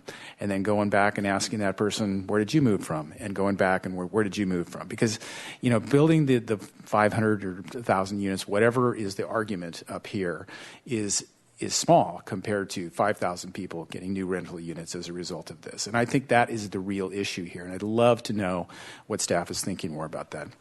And then just finally, I really appreciate Councilmember White's comments. They were tempered, calibrated, maybe even semi-enthusiastic about certain parts of this program. And I think that's a great dialogue. There is a lot of concern about this program. There's a lot of fear in the community about this program. There's a lot of misinformation about this program. And hopefully, as we talk more about this in a more substantive way, we can begin to allay those concerns and we can figure out ways to address the legitimate things that come out of this as opposed to the fear-driven things. Mr. Dominguez. Thank you, Madam Mayor. So I wanted to find out, of the units that we're looking at now, you mentioned that part of the purpose was to have variable sizes within a particular complex. Did I understand that correct? That the incentive was they'd create some smaller units and bigger ones? Councilmember Dominguez, it was a recognition in the objective of the program that there would be a mix because there's that sliding scale of density based on unit size. And so it was just a recognition. It wasn't necessarily encouraging a mix, but that we anticipated that would happen. Is that what the average use in the average use density comes from? Correct. That's why the average size of the units is what determines the density. And so has that been taking place? Sorry, what?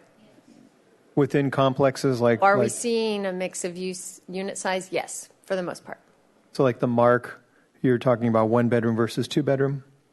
Yes, and there's a few 3 bedrooms in that project as well. Mm-hmm. So it's not that you would have a smaller 1 bedroom and a larger 1 bedroom that could go at variable prices, the larger 1 bedroom being more than the smaller 1 bedroom? Is your question about price or unit size? Both. Okay, so I don't know what price they might go at. A larger unit would likely go at a higher price, but again, depends on location within the project. But the unit sizes would be average regardless of bedrooms. That's the one thing that AUD was very specific about, is getting away from calculating density based on bedrooms. So it's silent on bedrooms. It's all about the overall unit size. So I may have been misunderstood. So if someone builds a 10-unit building and they're all 1 bedrooms, all the 1 bedrooms would be the same size? They wouldn't have to be, no. Okay. Is that what we were encouraging with the whole average use motif? No, it was a recognition that a developer might want to have a mix of unit size depending on who they are trying to encourage for tenants. So they could have 10 one-bedroom units. They could have any number of bedrooms. We would expect, but it's not required, that they might have 1 bedrooms at 800 square feet, some at 1,100 square feet, but that the average of all of those has to be within the certain density tier in order to get the density allowed on the site. Okay. And regarding the housing authority, if I understand correctly, you said before they were limited by 27 units per acre?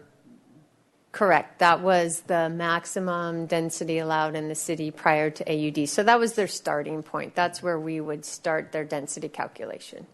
Okay. And were they allowed to do more in certain projects? Yeah, almost. Yeah, in every case, they would ask for a lot area modification to have more units. Okay.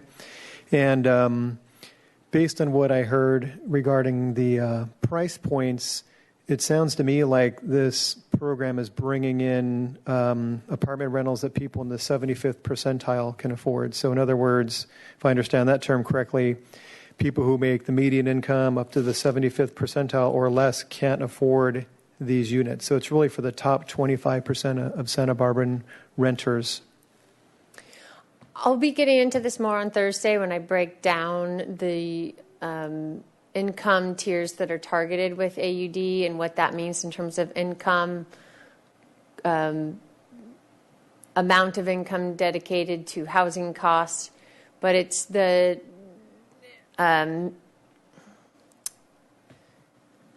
it's the middle to upper middle income tiers that are targeted for the AUD program. It's that missing middle, as it's sometimes referred to, that is not otherwise addressed through subsidized affordable housing, and yet the households don't make enough to typically qualify or be able to afford a home in Santa Barbara. So you have that data kind of by quartiles like that? We don't have it by that. We do it based on the area median income that's supplied to us by HUD, from HUD. Okay.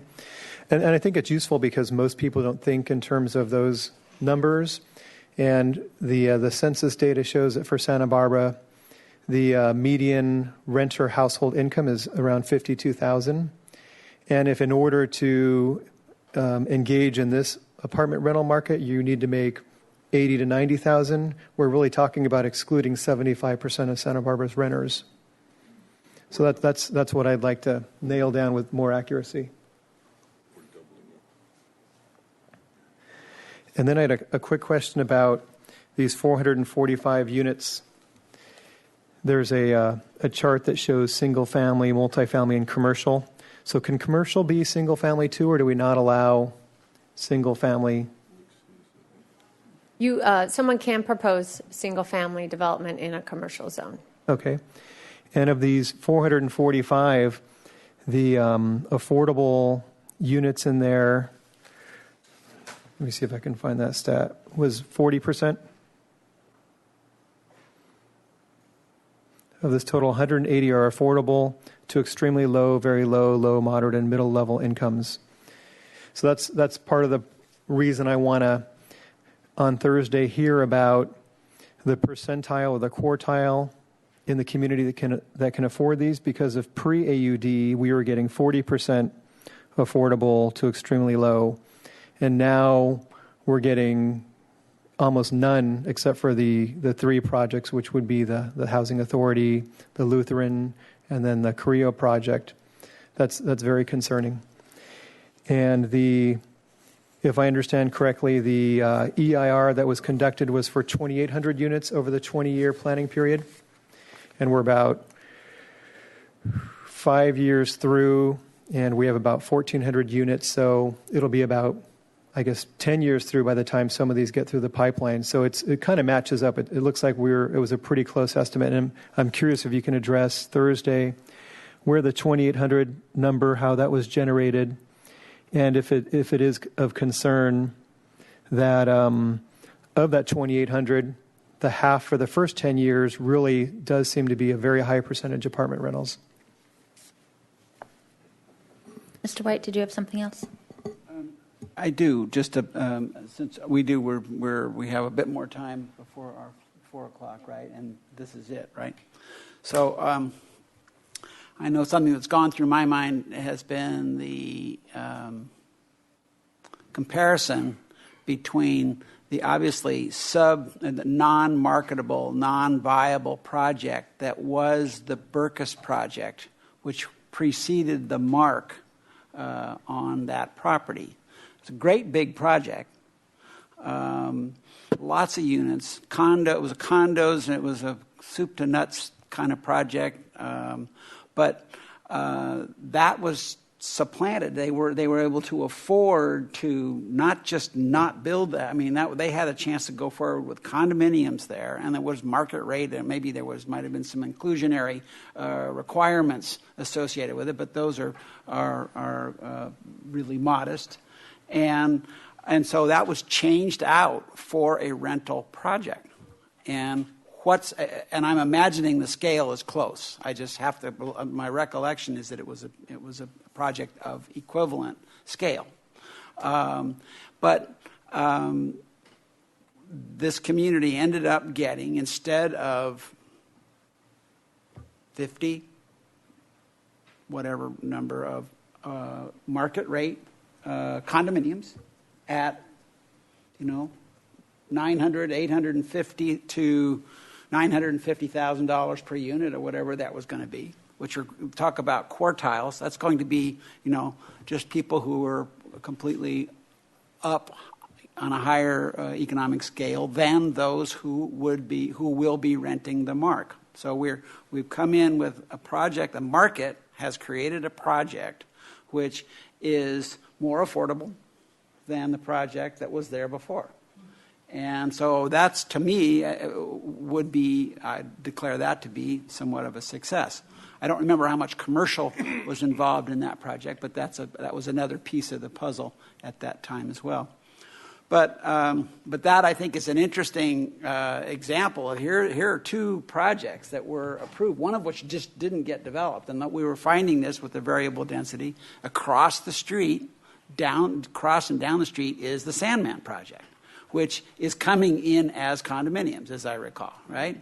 So that one stayed. That could have gone AUD. Imagine, how many, then that's like a 4-acre property or something. It's a great big piece of property. That would have been, 200 units or something like that could have been built on that property. Yet they chose not to go there. So, I do think we're obviously seeing a great big response to the AUD, and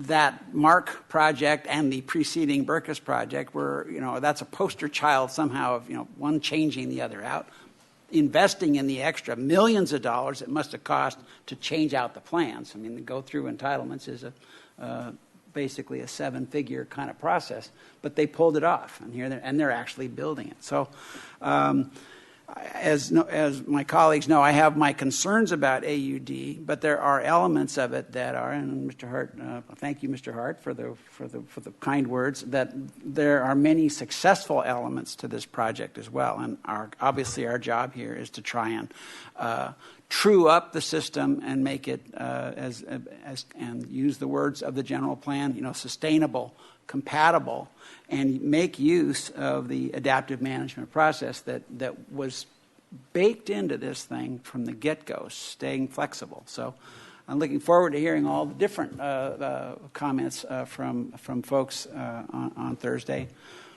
But I really do think those two, that Berkus/Mark comparison is worth contemplating because we got something out of that property, which was not $1 million condos, which was the thing that was the most upsetting about the whole variable density project. It was like, we were seeing it on Lower Chapala Street, and this is not okay. So we're ending up getting a product that's better. Is it perfect? No, but I prefer to see some, these upper end rental units to the market rate condos for sure, and also the 45-foot reduction in height versus the 60-foot, which has been part of the Santa Barbara's legacy for, shall we say 50 years or something like that.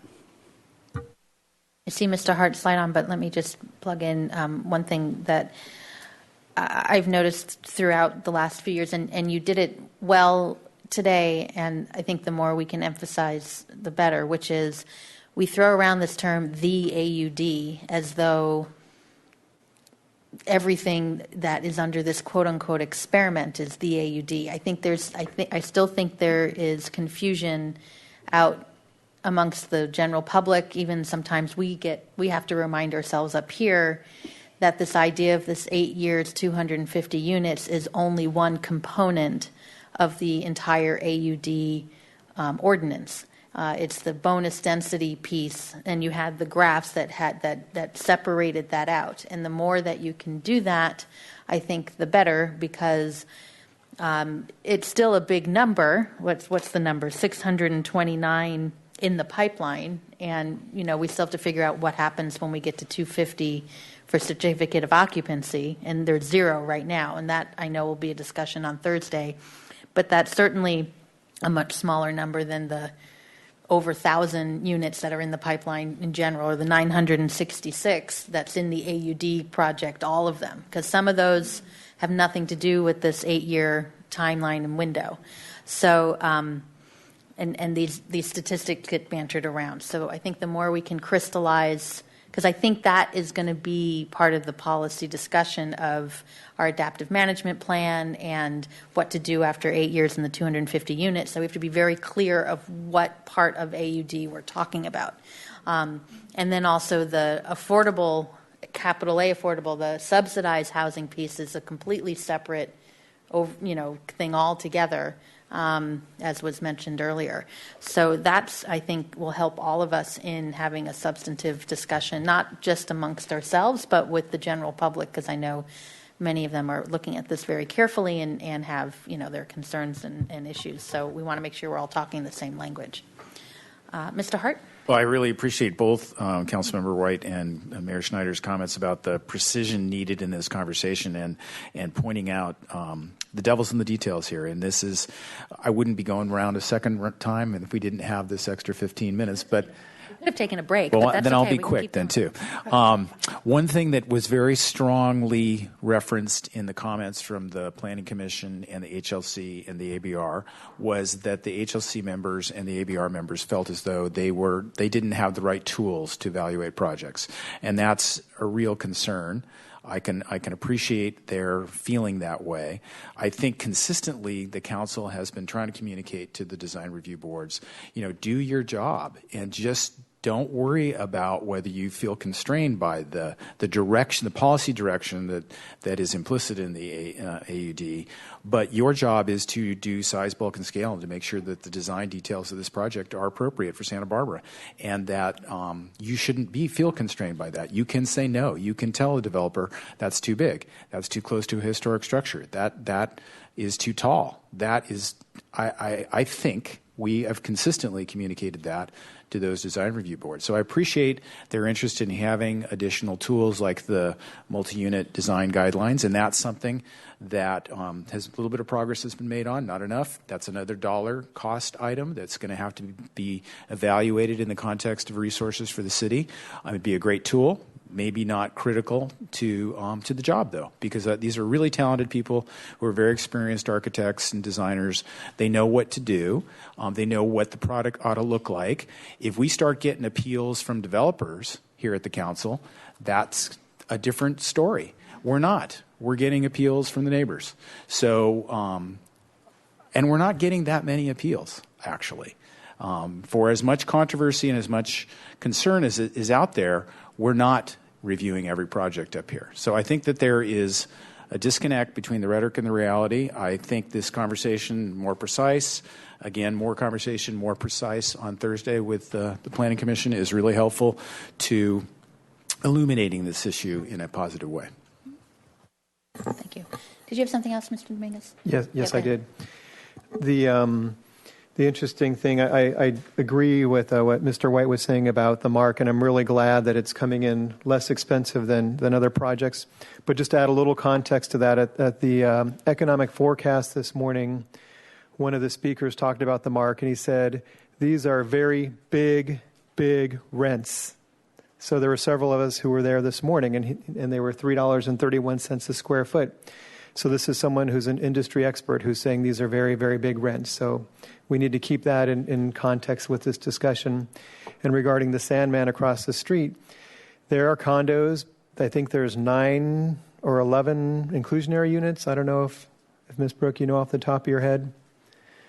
I think I have that here. I can look that up. So the nice thing is clearly for those people, this is a direct relief to people who are at the median or below in Santa Barbara. And for the people who buy the market units, 10 years from now, 15 years from now, 20 years from now, they're going to be inflation-proof. They're inflation-proof the moment you sign your mortgage. And since we have 60% of the city who are living in rentals, we have an abnormal mix of rentals to ownership units. We have to make sure that we preserve this type of unit, particularly the ones that are part of the set-asides, because they are inflation-proof, and it looks like we're going to be running into a little bit of inflation in the next couple of years. Okay. Well, we look forward to a robust discussion and conversation with the Planning Commission on Thursday, and so we don't need a motion here. So we have an item that's at 4 o'clock. We'll take a little break until then, and thank you very much.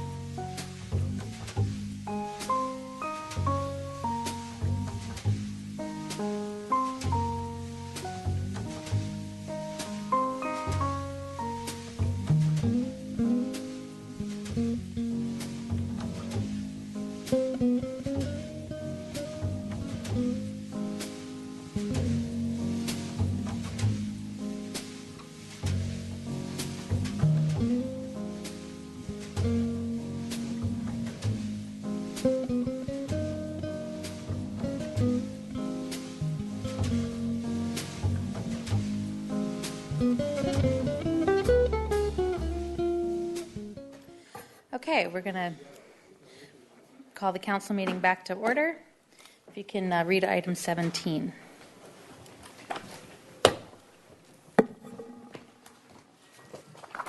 Item 17, interviews for city advisory groups. Great. So first off, to thank those who are here today and those listening and plan to come at another time. This is the first of several, actually first of 3 interviews for advisory groups. And you've been through this before, I believe. I see a lot of familiar faces. For those who may be reapplying, and just to go over what we're going to do here, I'm going to call out the by alphabetical order the name of the committee. And if you are an applicant for that committee, come on up to the podium. Announce your name, and if you are applying for more than one committee, you can do both those at the same time. You don't have to wait until I go to that particular committee in alphabetical order.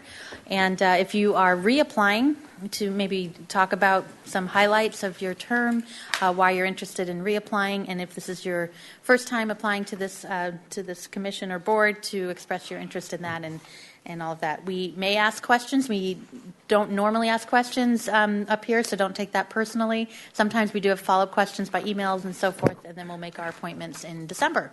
So in a lot of these, again, we have a lot of applicants, more applicants than slots available, so you coming here and expressing your interest is very helpful to us in making our decision, and so we appreciate that very much. So with that, we're going to start with the Access Advisory Committee, if there's anyone here who's an applicant for that committee. No? Okay, so I'll move on to, where am I here? On to the Airport Commission. Come on up.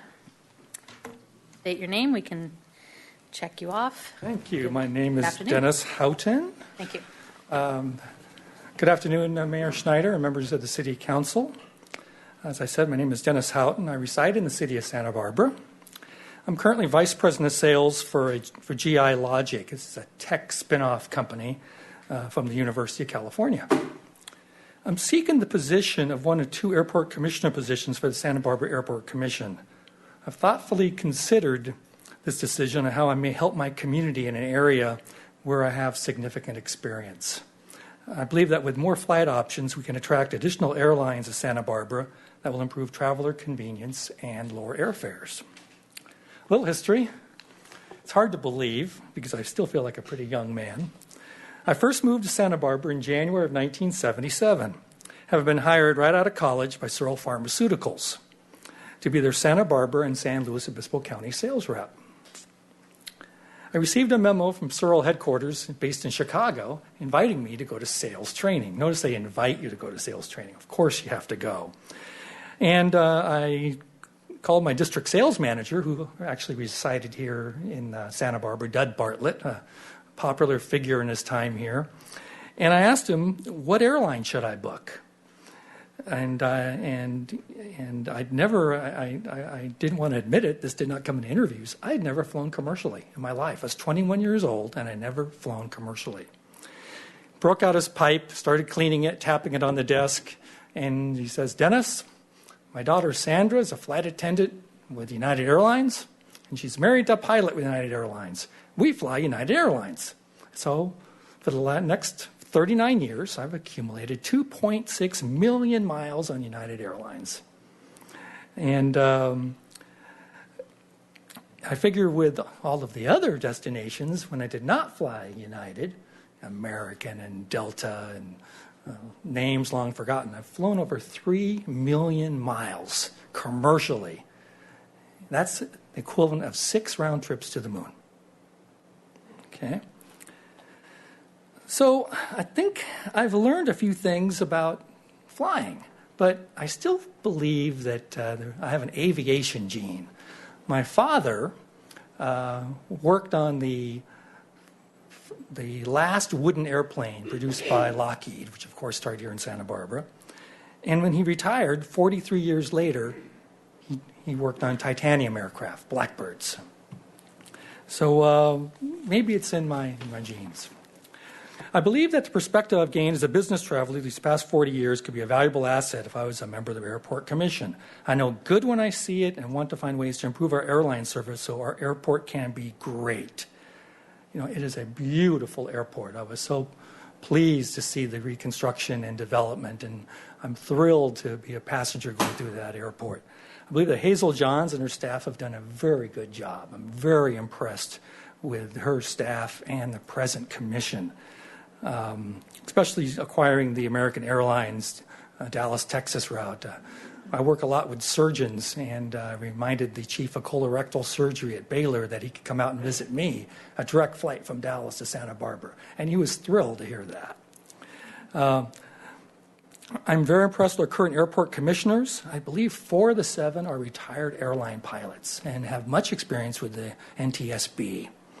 But I do believe that the addition of a business person who regularly has flown over 100,000 miles a year can bring a perspective that could further improve airline service in Santa Barbara. If appointed to the commission, I'd use my connections gained over the years with United Airlines to incrementally increase the level of service by adding flights to Los Angeles, San Francisco, and Denver, get them to upgrade their jets as they have done on the Denver route to Embraer 175s. But I really would love to see the 737s return to Santa Barbara. I mean, when I started my career, there were 727s and 737s flying out of here. And with the new 737 MAX jets that are 20% more efficient, that even quieter, that'd be a great jet to reintroduce to Santa Barbara. I would begin a campaign with Southwest to begin flights to 2 destinations. And there's a strategy here. I believe if we can get Southwest to maybe add 2 flights to Las Vegas a day and 2 flights to Oakland, that will give us good all-weather airports where we can exit the city and easily return even with flight delays. Oakland usually doesn't have the airport closing San Francisco has, and it's very convenient to the East Bay and the city via the bridge and now BART. I have this experience because my son is a student at Cal, and we continually have to make this decision, do we drive or fly? But we know if we fly, we don't want to fly to SFO, we want to fly to Oakland. So Southwest currently flies to 98 cities. My campaign is to ensure Santa Barbara is the 100th city in the Southwest network. If Naples, Fort Myers can have Southwest, and certainly we can have Southwest serve Santa Barbara. One other thing I'd like to do is I'd like to get Delta back to Santa Barbara. As a skier, there's nothing better than taking that 6:30 a.m. flight and actually be on the slope skiing by 11 a.m. Having spent my entire career in sales and marketing in pharmaceuticals, biotech, software, now medical device technology, I've learned that selling is a science. And perhaps my persuasiveness could be worthwhile in meeting with airline executives to improve airline service for our beautiful and convenient airport in Santa Barbara. One key area that I would highlight to the airline industry is for changing demographics. With tech companies replacing the oil industry, and these companies need improved airline service to operate here, I would demonstrate the calculus people factor when they decide to fly, drive, or take Amtrak to Burbank or the Airbus to LAX. So I figure that our true airline potential population is 739,000 people. I throw in the entire Santa Barbara County, Ventura and Oxnard, and Ojai. If a city in Naples, Florida, if you look at the Naples metropolitan area, or better yet, if you took the Fort Myers metropolitan area, it's 618,000 Lee County. There's still a lower population than where we could gain from our neighbors in Ventura County. Adding Southwest and Delta in Santa Barbara will help parents visit their kids attending UCSB and Santa Barbara City College. And as a witness to this, I'm amazed at the number of Cal and Stanford shirts you see when you're in the Oakland airport. And I'm thinking there's families all over the country that would love to visit their kids in Santa Barbara attending our colleges. But the price of the fares are just way too high. I'll give you a good example about this fare calculus. My wife and I decided to go to Arizona for a long weekend, and we weren't thinking about this until 2 to 3 weeks before. If we would have flown American to Phoenix, the combined fare was about $800. We elected to drive to Burbank, and our entire fare was $3.50 for both of us. That's the calculus we all go through here in Santa Barbara. I'm convinced if we can bring Southwest here just to those new cities, we'll increase competition, we'll improve service, and we'll attract many more tourists to our fair city. And tech companies. Right now, we're going through our own calculus at GI Logic where should we locate our company? Well, we need to be near the University of California, yet we need to be up in Silicon Valley, and we need to be able to get around the country on short notice. Love to be able to locate the company here. Thank you for your consideration. Thank you. Any questions? Great. Thank you very much. Thank you. Anyone else for the Airport Commission? Okay.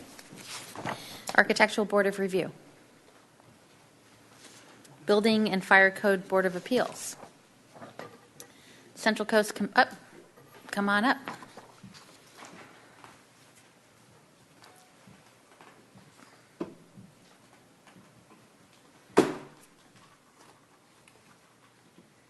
Good afternoon. Good afternoon. My name is Paul Spieler, and I'm a structural engineer here in Santa Barbara.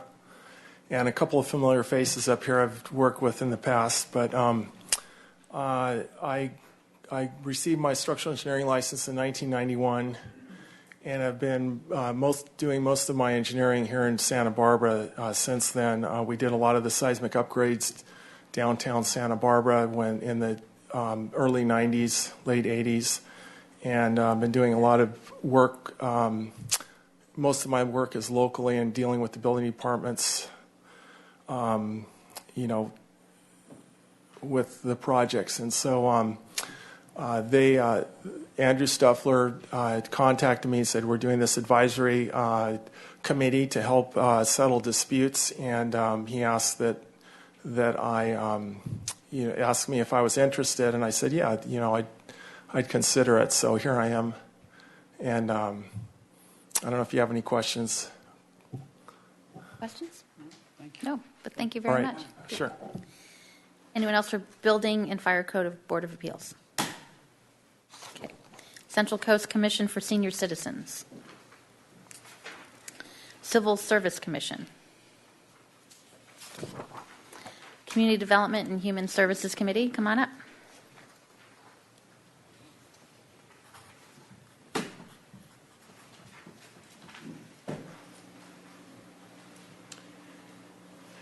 Good afternoon, Chuck Flax. I'm not a resident of Santa Barbara. I work downtown for C3H, the Central Coast Collaborative on Homelessness. And I was asked to apply for this position because of C3H's rather unique ability to interact with many different applicants for the variety of different grants that come through this committee, but at the same time not competing with any of them because that's part of our charter, part of the organization is we're not going to be going after any of these funds directly. So I am very familiar with the issues in the city of Santa Barbara relating to homelessness, relating to poverty, relating to youth and gang issues. I have a master's degree in public policy from Harvard University, as well as a master's degree in family counseling from San Diego State. So both the kind of hard and soft of social issues are areas that I'm very comfortable looking at, exploring. In addition, I want to just point out that the city has a very good reputation of looking critically at grant proposals in ways that actually the county could learn from. So part of my role in my current position would be to learn well how the city looks at these different grant proposals and evaluates the different organizations that are applying for funding. So I welcome any questions. I would very much enjoy the service. Thank you. Any questions? Nope.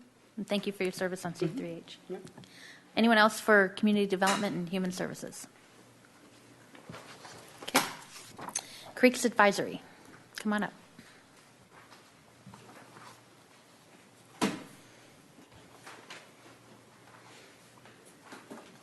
Madam Mayor, members of the council, good afternoon. Thank you for your patience with everyone today. So I'm applying for the Creeks Committee. I've been on the committee for the last... You need to give us your name for the record, sorry. too. Thank you. Okay. My name is Paul Bullock. I know you've been on the Creeks Committee so long. Yes, I've been for 8 years, and believe it or not, I'd like to reapply. I'm the manager of the Eagle Inn downtown in West Beach, and I would be asking to fill the position of the hospitality member for this commission. I believe it's important to have a business viewpoint on the committee, so I can add my, my views economically and how it will affect the tourism industry. I'm an avid scuba diver, fisherman, and surfer, so I'm very interested in clean water. I'm the president of the Paradise Scuba Diving Club here in Santa Barbara, and I'm the president of Hospitality Santa Barbara, which used to be Greater Santa Barbara Lodging and Restaurant Association. So, and I'm also on the TBID committee. So I feel that I have a lot to add, and I would really appreciate being reassigned. Well, thank you for your service to date. Thank you. Any questions? Nope. All right, thanks, guys. Thank you very much, Mr. Bullock. And anyone else for Creeks Advisory? Okay. Downtown parking.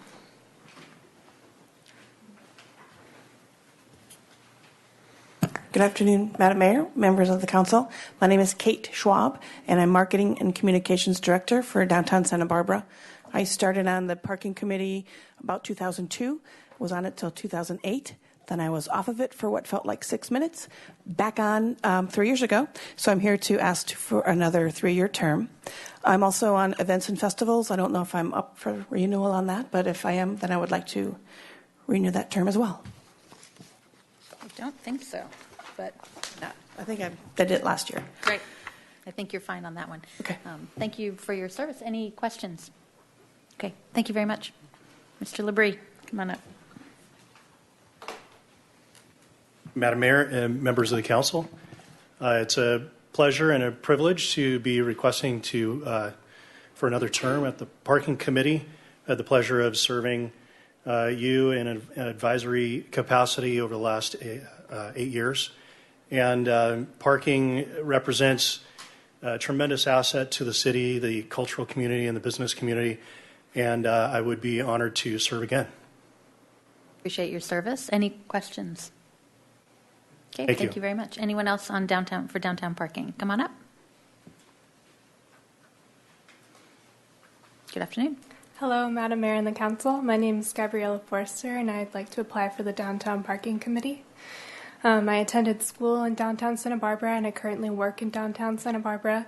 Parking's always been an issue, and it'd be something I'd like to try and change somehow or make better.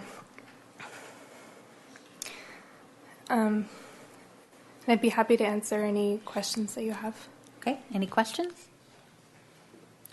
Great, thank you, and we have your application, so thank you very much. Anyone else for downtown parking? Okay, Fire and Police Pension Commission. Harbor Commission, come on up.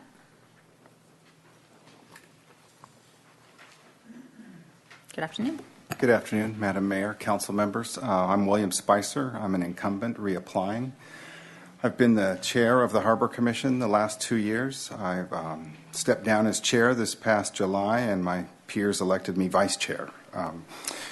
You'd asked some of the things that we do that we're proud of.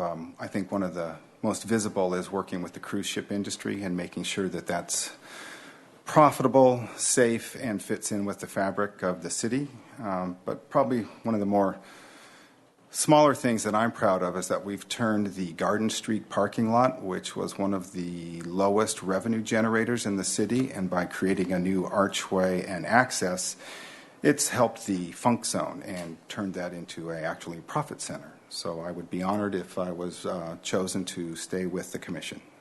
Great, thank you for your service. Yeah, that little gateway has worked out fabulous there. Yes. So, thank you. Thank you. Anyone else for the Harbor Commission? So I have Historic Landmarks Commission. Mr. Casey, I want to bring up, we have no applicants and 2 vacancies, one a licensed architect and one a professional architectural historian. And I'm just wondering if that's going to cause a problem for the next 6 months, and if we should think about asking to do a special recruitment if we can do a little more, but perhaps get some feedback from community development staff, because I know that can create a problem with quorums and so forth on projects like that. So I just noticed that when I was looking at the applications. All right, Library Board. Living Wage Advisory Committee. The Neighborhood Advisory Council. Moving right along. Parks and Recreation Commission, come on up.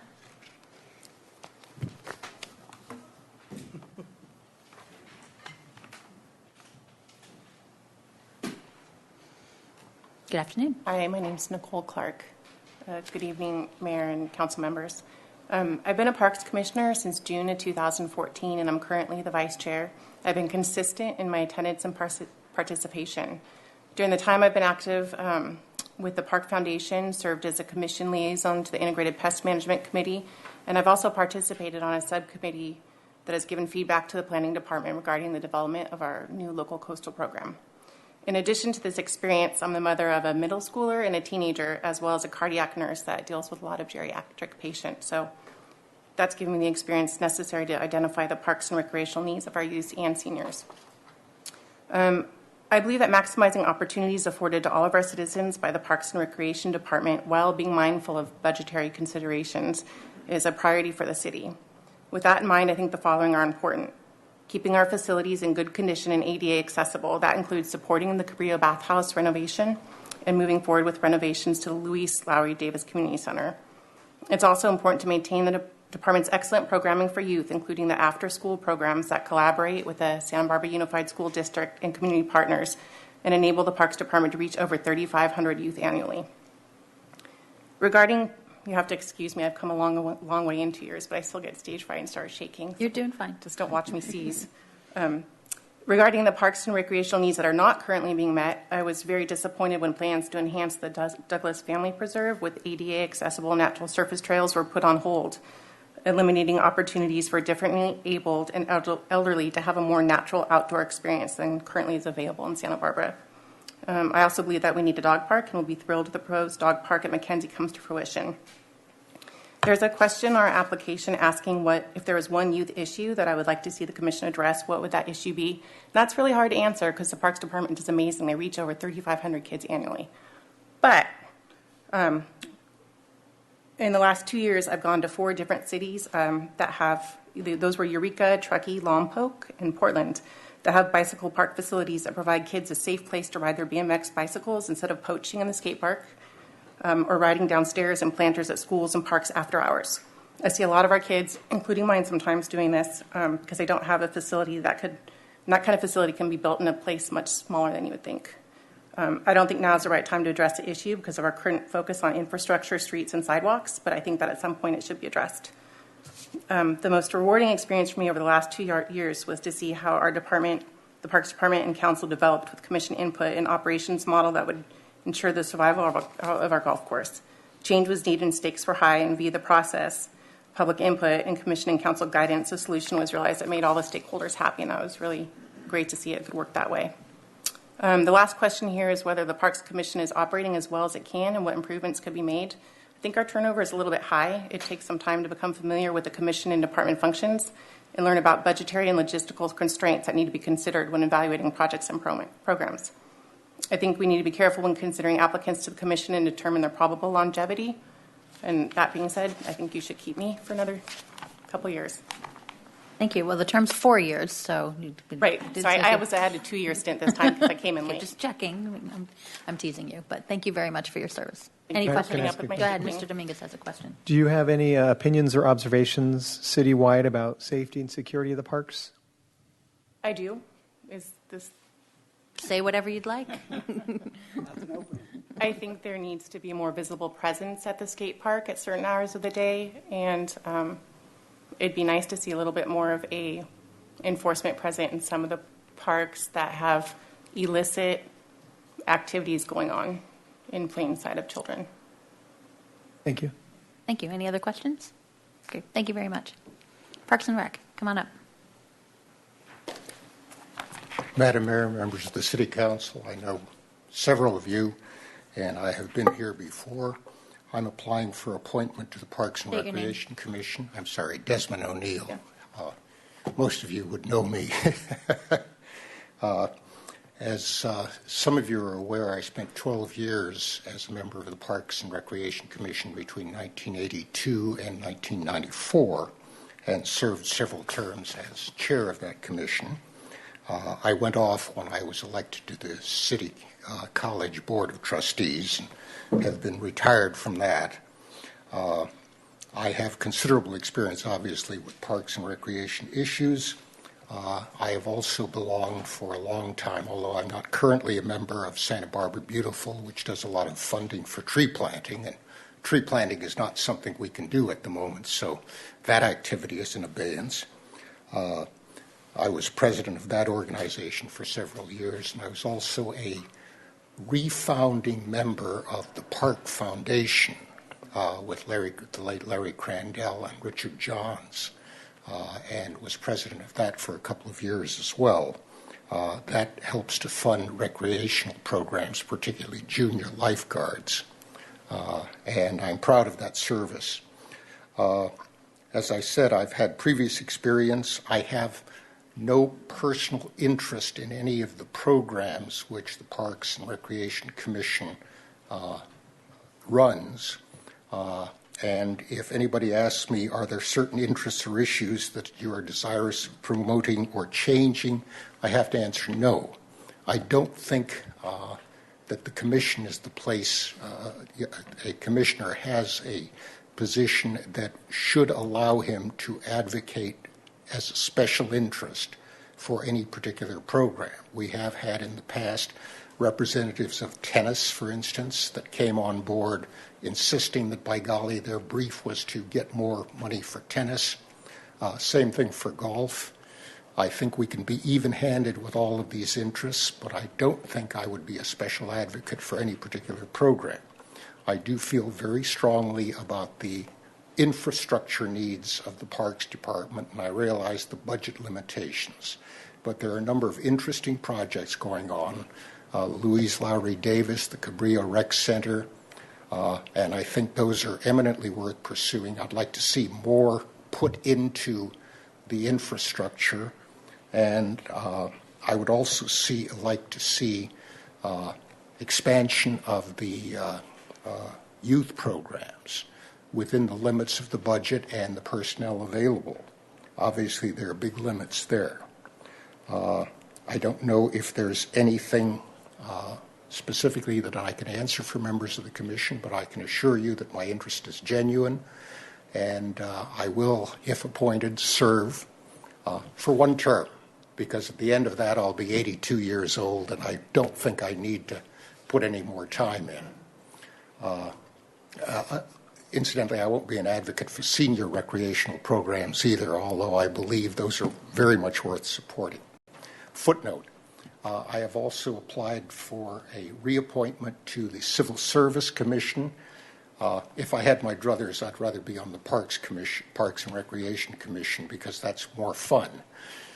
To be honest, the Civil Service Commission, during the 2 years I've spent on it, has had absolutely nothing to do. That's a good thing. Well, I compliment the H&R staff. Obviously, they're doing a great job. But in terms of what the commission does, there's been nothing for me to do. We have, every second month, we have a meeting. We approve the minutes of the last meeting. We set the date of the next meeting, and that's the meeting. So in terms of activity, I haven't been, very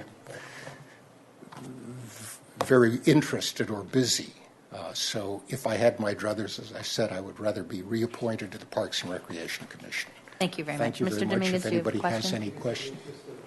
In the interest of fairness and consistency, I'll ask you the same question. Do you have any observations or anything to say about safety and security at the park citywide? Generally speaking, I think you will find that safety as such is sort of not a priority on the part of the police department. I hate to be critical, but they won't respond to most of the calls for help in parks, only very occasionally. I think more can be done there in enforcing existing restrictions, particularly parking at night in the city parking lots along the beach and up on Shoreline. I think responding to calls about drunks and problems of that nature, gangs, once again, I think they get sort of second call. But other than that, I can't think of anything. I can't be critical because I know that the police department has its other issues and other priorities, but I do think there are times when a little more interest could be shown in those. Thank you for your answer, and I'm also a grad of Bolt Hall, so one day we can talk about the prosecutorial aspect of tickets and drunks at parks. I never did prosecution work. I did volunteer public defender work, but that's as close as I got to criminal work. But I saw your resume when you were running for city council. I thought that's an interesting one. Thank you very much. Thank you. Anyone else for Parks and Recreation? Come on up.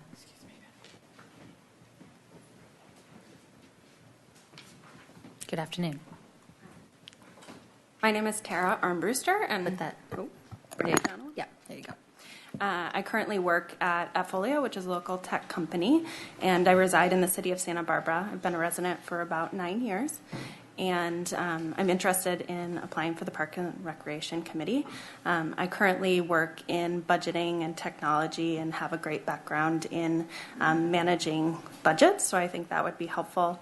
And then I also have a background long ago in planning for recreation departments. So I've worked within one before and have that background of what it's like from a staff perspective of putting on the events and the programs as well. So I think that would bring an interesting background as well. Thank you. Great, thank you. Any question? Well, I guess you should answer the question there about security in parks. Yeah, I think I'm probably not as knowledgeable as I should be on that question, but I think that if I were appointed, that I'd look into it and make sure that our parks are safe and that we would be able to keep them safe for everybody to utilize. Thank you very much. You're next. Come on up. Good afternoon, Mayor and City Council. My name is Eric Thorlickson. I know that the City Clerk has provided you with my application to serve on the Parks and Recreation Commission and that you are aware of my qualifications to be a successful member of the Commission. I would like to speak to you today about my desire and experience to be on the Commission and also to be an ally of the department and its head, Jill Zachary. I have been a proud observer as well as a participant in both the department and Ms. Zachary's rise through the ranks. The Veterans Memorial Walk at Ellings Park, the Friendship Fountain at the foot of Stearns Wharf, the improvements at the slough at Henry's Beach and juncture with the Wilcox property, all via my 30-year participation in the Men's Garden Club and being a fellow citizen for over 45 years. Through these activities, I have discovered the diligence and attention to detail Ms. Zachary shares, the desire to include every one of us so that she can best understand our needs, allowing her to implement with the community to prove to be an asset. I'm looking forward to the opportunity of the upcoming restoration of Gray's Pavilion, the bathhouse, with my design and construction background, having built the East Beach Grill and other restaurants as well, Moby Dick's, the Breakwater, will lend insight. In addition to the many buildings that have undergone seismic upgrades and restoration under my direction, I hope to be an asset to the department and the Commission. It is my opportunity now standing before you with your approval and acceptance to listen, lead, support, and implement. I would like to be your next Parks and Recreation Commissioner for the near and distant futures. Thank you for your time and consideration. Thank you. And might as well, I'll anticipate Mr. Dominguez's question about safety in the parks if you have any Well, comments. as a commissioner, I would look forward to working with the new police chief to address that. Great. Thank you very much. Anyone else for Parks and Recreation? Okay. Planning Commission.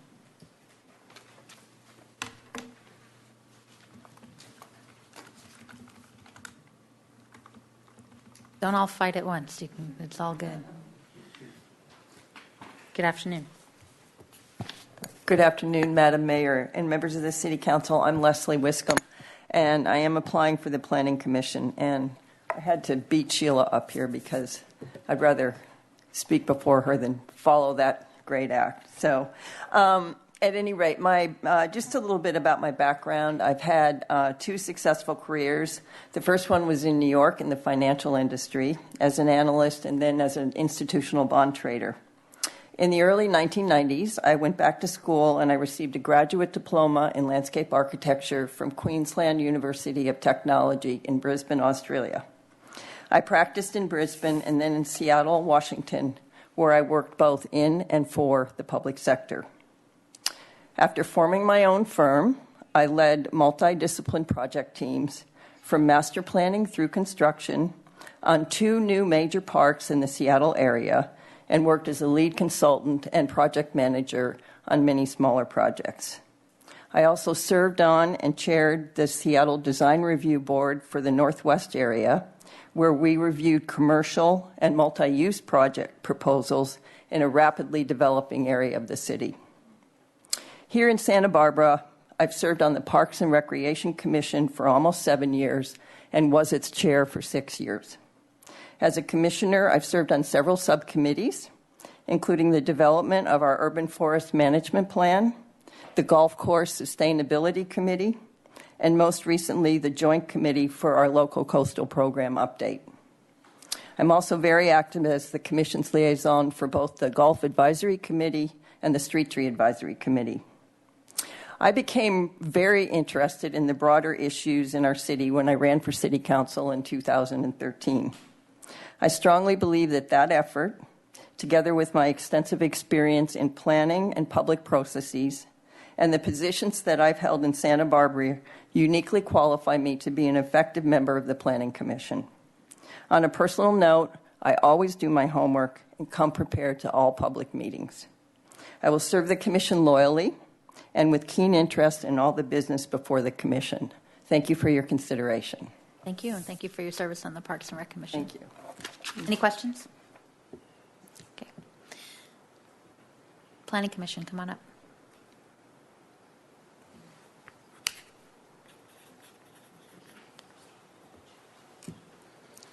Good afternoon, Madam Mayor, council members.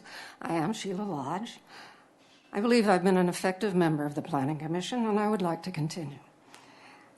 As I've said in my application, to break the impasse when the general plan update was before the council, when there were those who wanted to increase density everywhere and those who didn't want to increase it anywhere, I suggested what became the experimental AUD project. When staff said, well, how would we do that? I suggested just an overlay map, and then proceeded to draw the first map for it. The AUD ordinance has been very successful in generating the construction of new, badly needed new apartments. However, I believe it can be improved, and I would like to work on that. When I ran into Rob Pearson at the San Francisco airport recently, he was on his way back from a planning conference in Portland, and he said that other cities in California are generating inclusionary rentals in the rental projects in their communities. He said Santa Barbara should do the same, and I agree. Then when both Mickey Flax and Brian Kernall at a Planning Commission workshop said that we needed to have restricted rentals, I wasn't surprised by Mickey Flax, but I was surprised by Mr. Kernall. I thought, well, we've got to get these people together and see what can we do if it's being done elsewhere. Because the rental units that we know about are coming in higher than what the middle income was determined to be when this was all developed back after the design charrette in 2011. The result was that I pulled together a group, an ad hoc AUD committee that was composed of Rob, Brian, Mickey, John Campanella, myself, and Lindsay Baker of the League of Women Voters, and we've had one meeting with some staff support. And we would like to pursue this issue, and I would like to continue working on that on further research. I serve on the new zoning ordinance subcommittee. A change was proposed by a consultant to allow in the high fire zones accessory dwelling units or secondary dwelling units where they are now prohibited as long as they were built of non-flammable materials. Well, first of all, there isn't any such thing. Even the bank shocked me by telling me that there's no guarantee that my safety deposit box might not burn.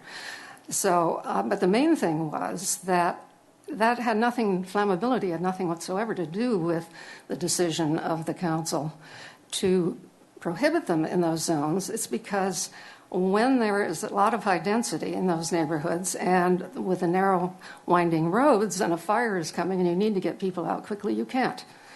I had to evacuate for the Tea Fire, and my route took me on Foothill toward Goleta. And by the time I got to Mission Canyon, I was on Foothill Road, approaching Mission Canyon, there was a 0.6 of a mile long backup. People were pouring out of Mission Canyon, people were pouring off the Riviera, and it just isn't safe to increase the density. The 25 people died in the 1991 Oakland firestorm, many of them in their cars because they couldn't get out in time. So I think that is an example of how my deep knowledge of how the city and why the city got to where it is and did what it did. And I would very much appreciate the opportunity. I think it's helpful to the Planning Commission in making its decisions, and I would very much appreciate the opportunity to continue serving our wonderful city. Thank you. Thank you. Mr. Hotchkiss has a question. Quick question, if I could. You mentioned inclusionary housing. Can you elaborate a little bit on that, what you're thinking of?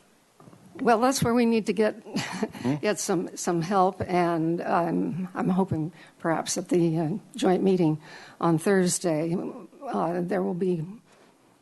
we can reach some kind of agreement on and perhaps establish a joint Planning Commission and City Council committee, ad hoc committee on the AUD to see what other cities are doing. We need to gather the information first. Thank you. Anyone else for the Planning Commission? Okay. Rental Housing Mediation Task Force, come on up.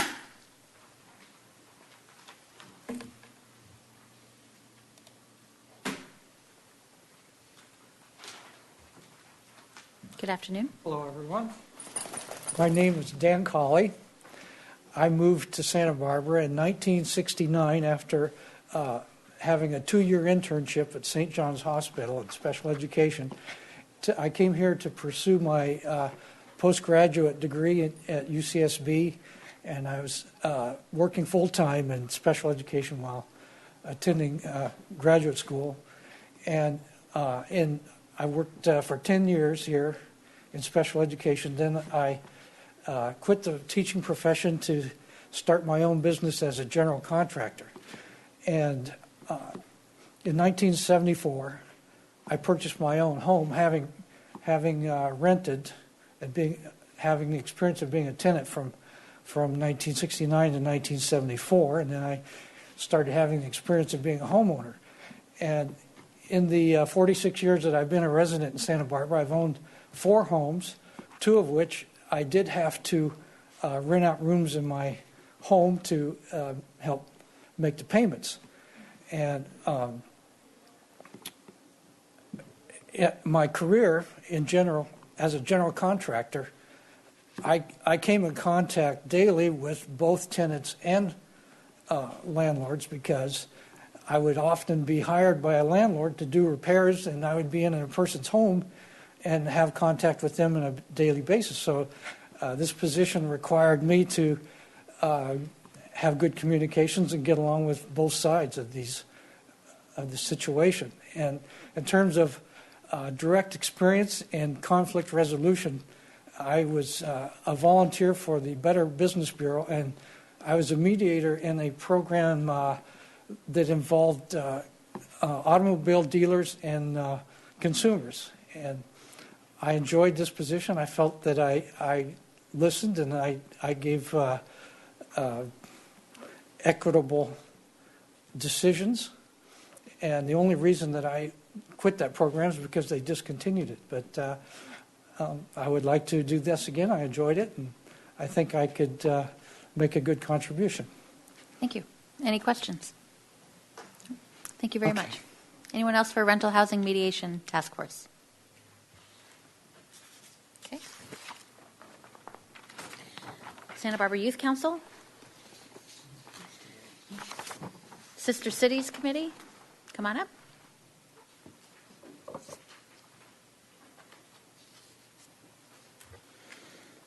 Good afternoon, Mayor and City Council members. My name is Margaret Saavedra. I am a member and currently president of the Santa Barbara Puerto Vallarta Sister City Group. And I have been a member of the advisory board for about 6 months when someone retired as a representative. And so now that this position is open, I decided to apply for the at-large position. I've actually only been with Sister Cities for a short time, but I certainly do believe in their mission and the person-to-person contact. And we on our committee are doing everything on our part to see if we can expand that as much as possible and hopefully spread the message as an at-large member. I do belong to other groups, so I'm a member of the Women's Assistance League. I feel I wanted to also do some volunteer work locally, and a social group, the Women's Club. So anyway, I'm applying for that position. So if you'll consider me, I appreciate it. Thank you. And thank you for your work on the Puerto Vallarta group. Are you going? You're leaving soon, right? There's a whole group. There's a big group going this year, I think. I have to go on Sunday. I have to be there for Dia de los Muertos, and then again in November. So Well, I'm enjoy. looking forward to it. And yeah, somebody has to do it. Please go to Coco Tropical and say hi to everyone there. And I will. Thank you. All right. Anyone else for Sister Cities? Okay. Transportation Circulation Committee? Well, then it must be the Water Commission. Come on up.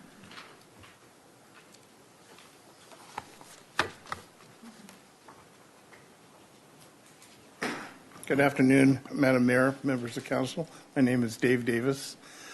I am currently serving on the Water Commission, filling out an unfilled term of a year, I guess about a little over a year and a half, or just about a year and a half, when I was previously appointed, serving today as vice chair of the Water Commission itself.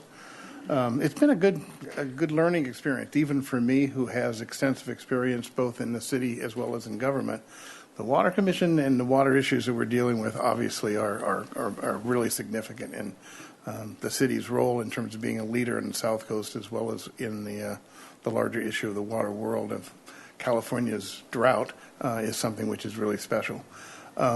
Looking forward to, if reappointed, looking forward to the dealing with the long-term water master plan, long-term water master plan update, which is going to be a very significant one, given what's going on at Cachuma, what's going on with integrating desal into our supply situation, and dealing with our long-term rate stabilization issues that we have. So some really very significant issues coming at us, looking at a significant challenge, and hope to be part of that.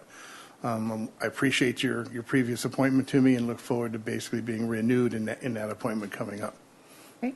Thank you very much. Any questions? Thank you. No, thank you. Anyone else? All right. Anyone who hasn't spoken that needs to speak, come on up. We must have missed you. Got to tell me which commission it is so we can come back, so you don't have to come back. Thank you, thank you, thank you. Sure. The apologies are mine. I had a minor family emergency just before this. So no worries. My name is Paul Bowen. I'm here for the Airport Commission. Airport Commission. All right, back to A. Way back. Well, if you're applying for the Water Commission, you would have been just in time. So, no problem. Okay. So I'm sorry, Mr. Bowen, right? Yes. Okay, go right ahead. Okay. I've been attending the Airport Commission now for 4 years. I've never been late. The one time I missed, I got a phone call the next morning, and the commissioners were saying, "Where were you?" And I had to explain I was deathly ill. I'm an engineer, entrepreneur, aviation enthusiast, pilot. For my free time, I watch the airport at all times just to see what's going on. I have this insane interest in seeing it run well. Some of the airport people over the years have got to know me because I'm the guy saying, "Did you know that there was a leaking pipe over there?" So I really hope that this time around I can get on the airport commission and do my best to help out. I feel very qualified for it. I'm ready to serve. Very interested in helping out on some of the subcommittees also. Great. Well, thank you. And I hope everything's okay. When Everything's minor okay, good, thing. Good. Any questions? Thank you very much. Thank you for calling me up. Yep. Anyone else? Okay, so we will continue this till next week at estimated time 4 p.m. for their second round of interviews. We appreciate that. And with that, we'll move on to council member committee assignment reports. If there's any there. I'll just start, and I mentioned it last week before it happened, and now that afterwards we had a really great group of meetings with the Toba Sister City group, including Mayor Kita. Thank you to many of you who attended multiple events going on Wednesday and Thursday, and I very much, in particular, want to thank Holly Piera and Nicole Krasinski, am I getting it right, who really put on all stops for the luncheon we had at the harbor, and thank you to Scott Reedman and Mick Croman and the uni harvesters who were there for that. That was very exciting. Part of that also included the UN dinner, which happens every year, and so there were 24 of them, and I believe they really enjoyed themselves and we're ready for another 50 years of amazing sister cityhood. So it was great to be able to host them last week. So with that, Ms. Murillo. Thank you, Madam Mayor. The Sister Cities UN dinner was wonderful, and I'm sorry I missed some of the earlier events, but I love it when all the Sister Cities groups come together like that. Our West Side Community Group met last night, and thank you so much to Matt Four and Lorraine Cruz Carpenter to come and talk about how we can solve our dumping problems, and also we formed 12 new Adopt-A-Block teams on the West Side yesterday. There's something inspiring about Lorraine, and people went home with their graffiti kits and other supplies. So thank you so much also, I guess, to Marburg for funding our beautification projects here in the city of Santa Barbara. The Special Olympics barbecue was really fun. I thought I saw some of you there, and it's sponsored by City Fire, yay, County Fire, Union Bank, and the Knights of Columbus did the barbecuing, and I'm mentioning those sponsors knowing that I'm forgetting some others, but those were the major ones. Councilmember Hotchkiss and I went to the Safe Parking program. We had a tour on Thursday night in the dark, and we got to meet some of the people who live in their cars and RVs around the city of Santa Barbara, and that tour and the information we gathered is part of the work we are doing, looking forward to how the city can help people who live in their cars. Thank you, Madam Mayor. Thank you. Mr. Hart? I attended the Visit Santa Barbara board meeting, and there was a presentation from LoSan staff about the additional train that's going to connect San Diego to Los Angeles and then through via connection to Santa Barbara and the new opportunities for travel that presents to the community. And was also at the Special Olympics event with Council Members Murillo and Dominguez. Mr. White. Thank you, Madam Mayor.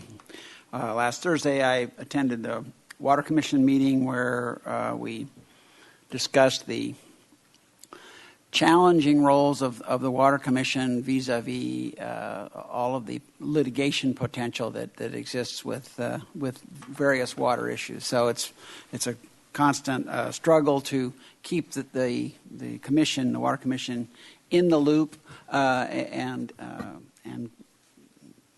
not have them not get ahead of the council on these issues. I know that we've discussed some pieces of this in various forms, including closed session.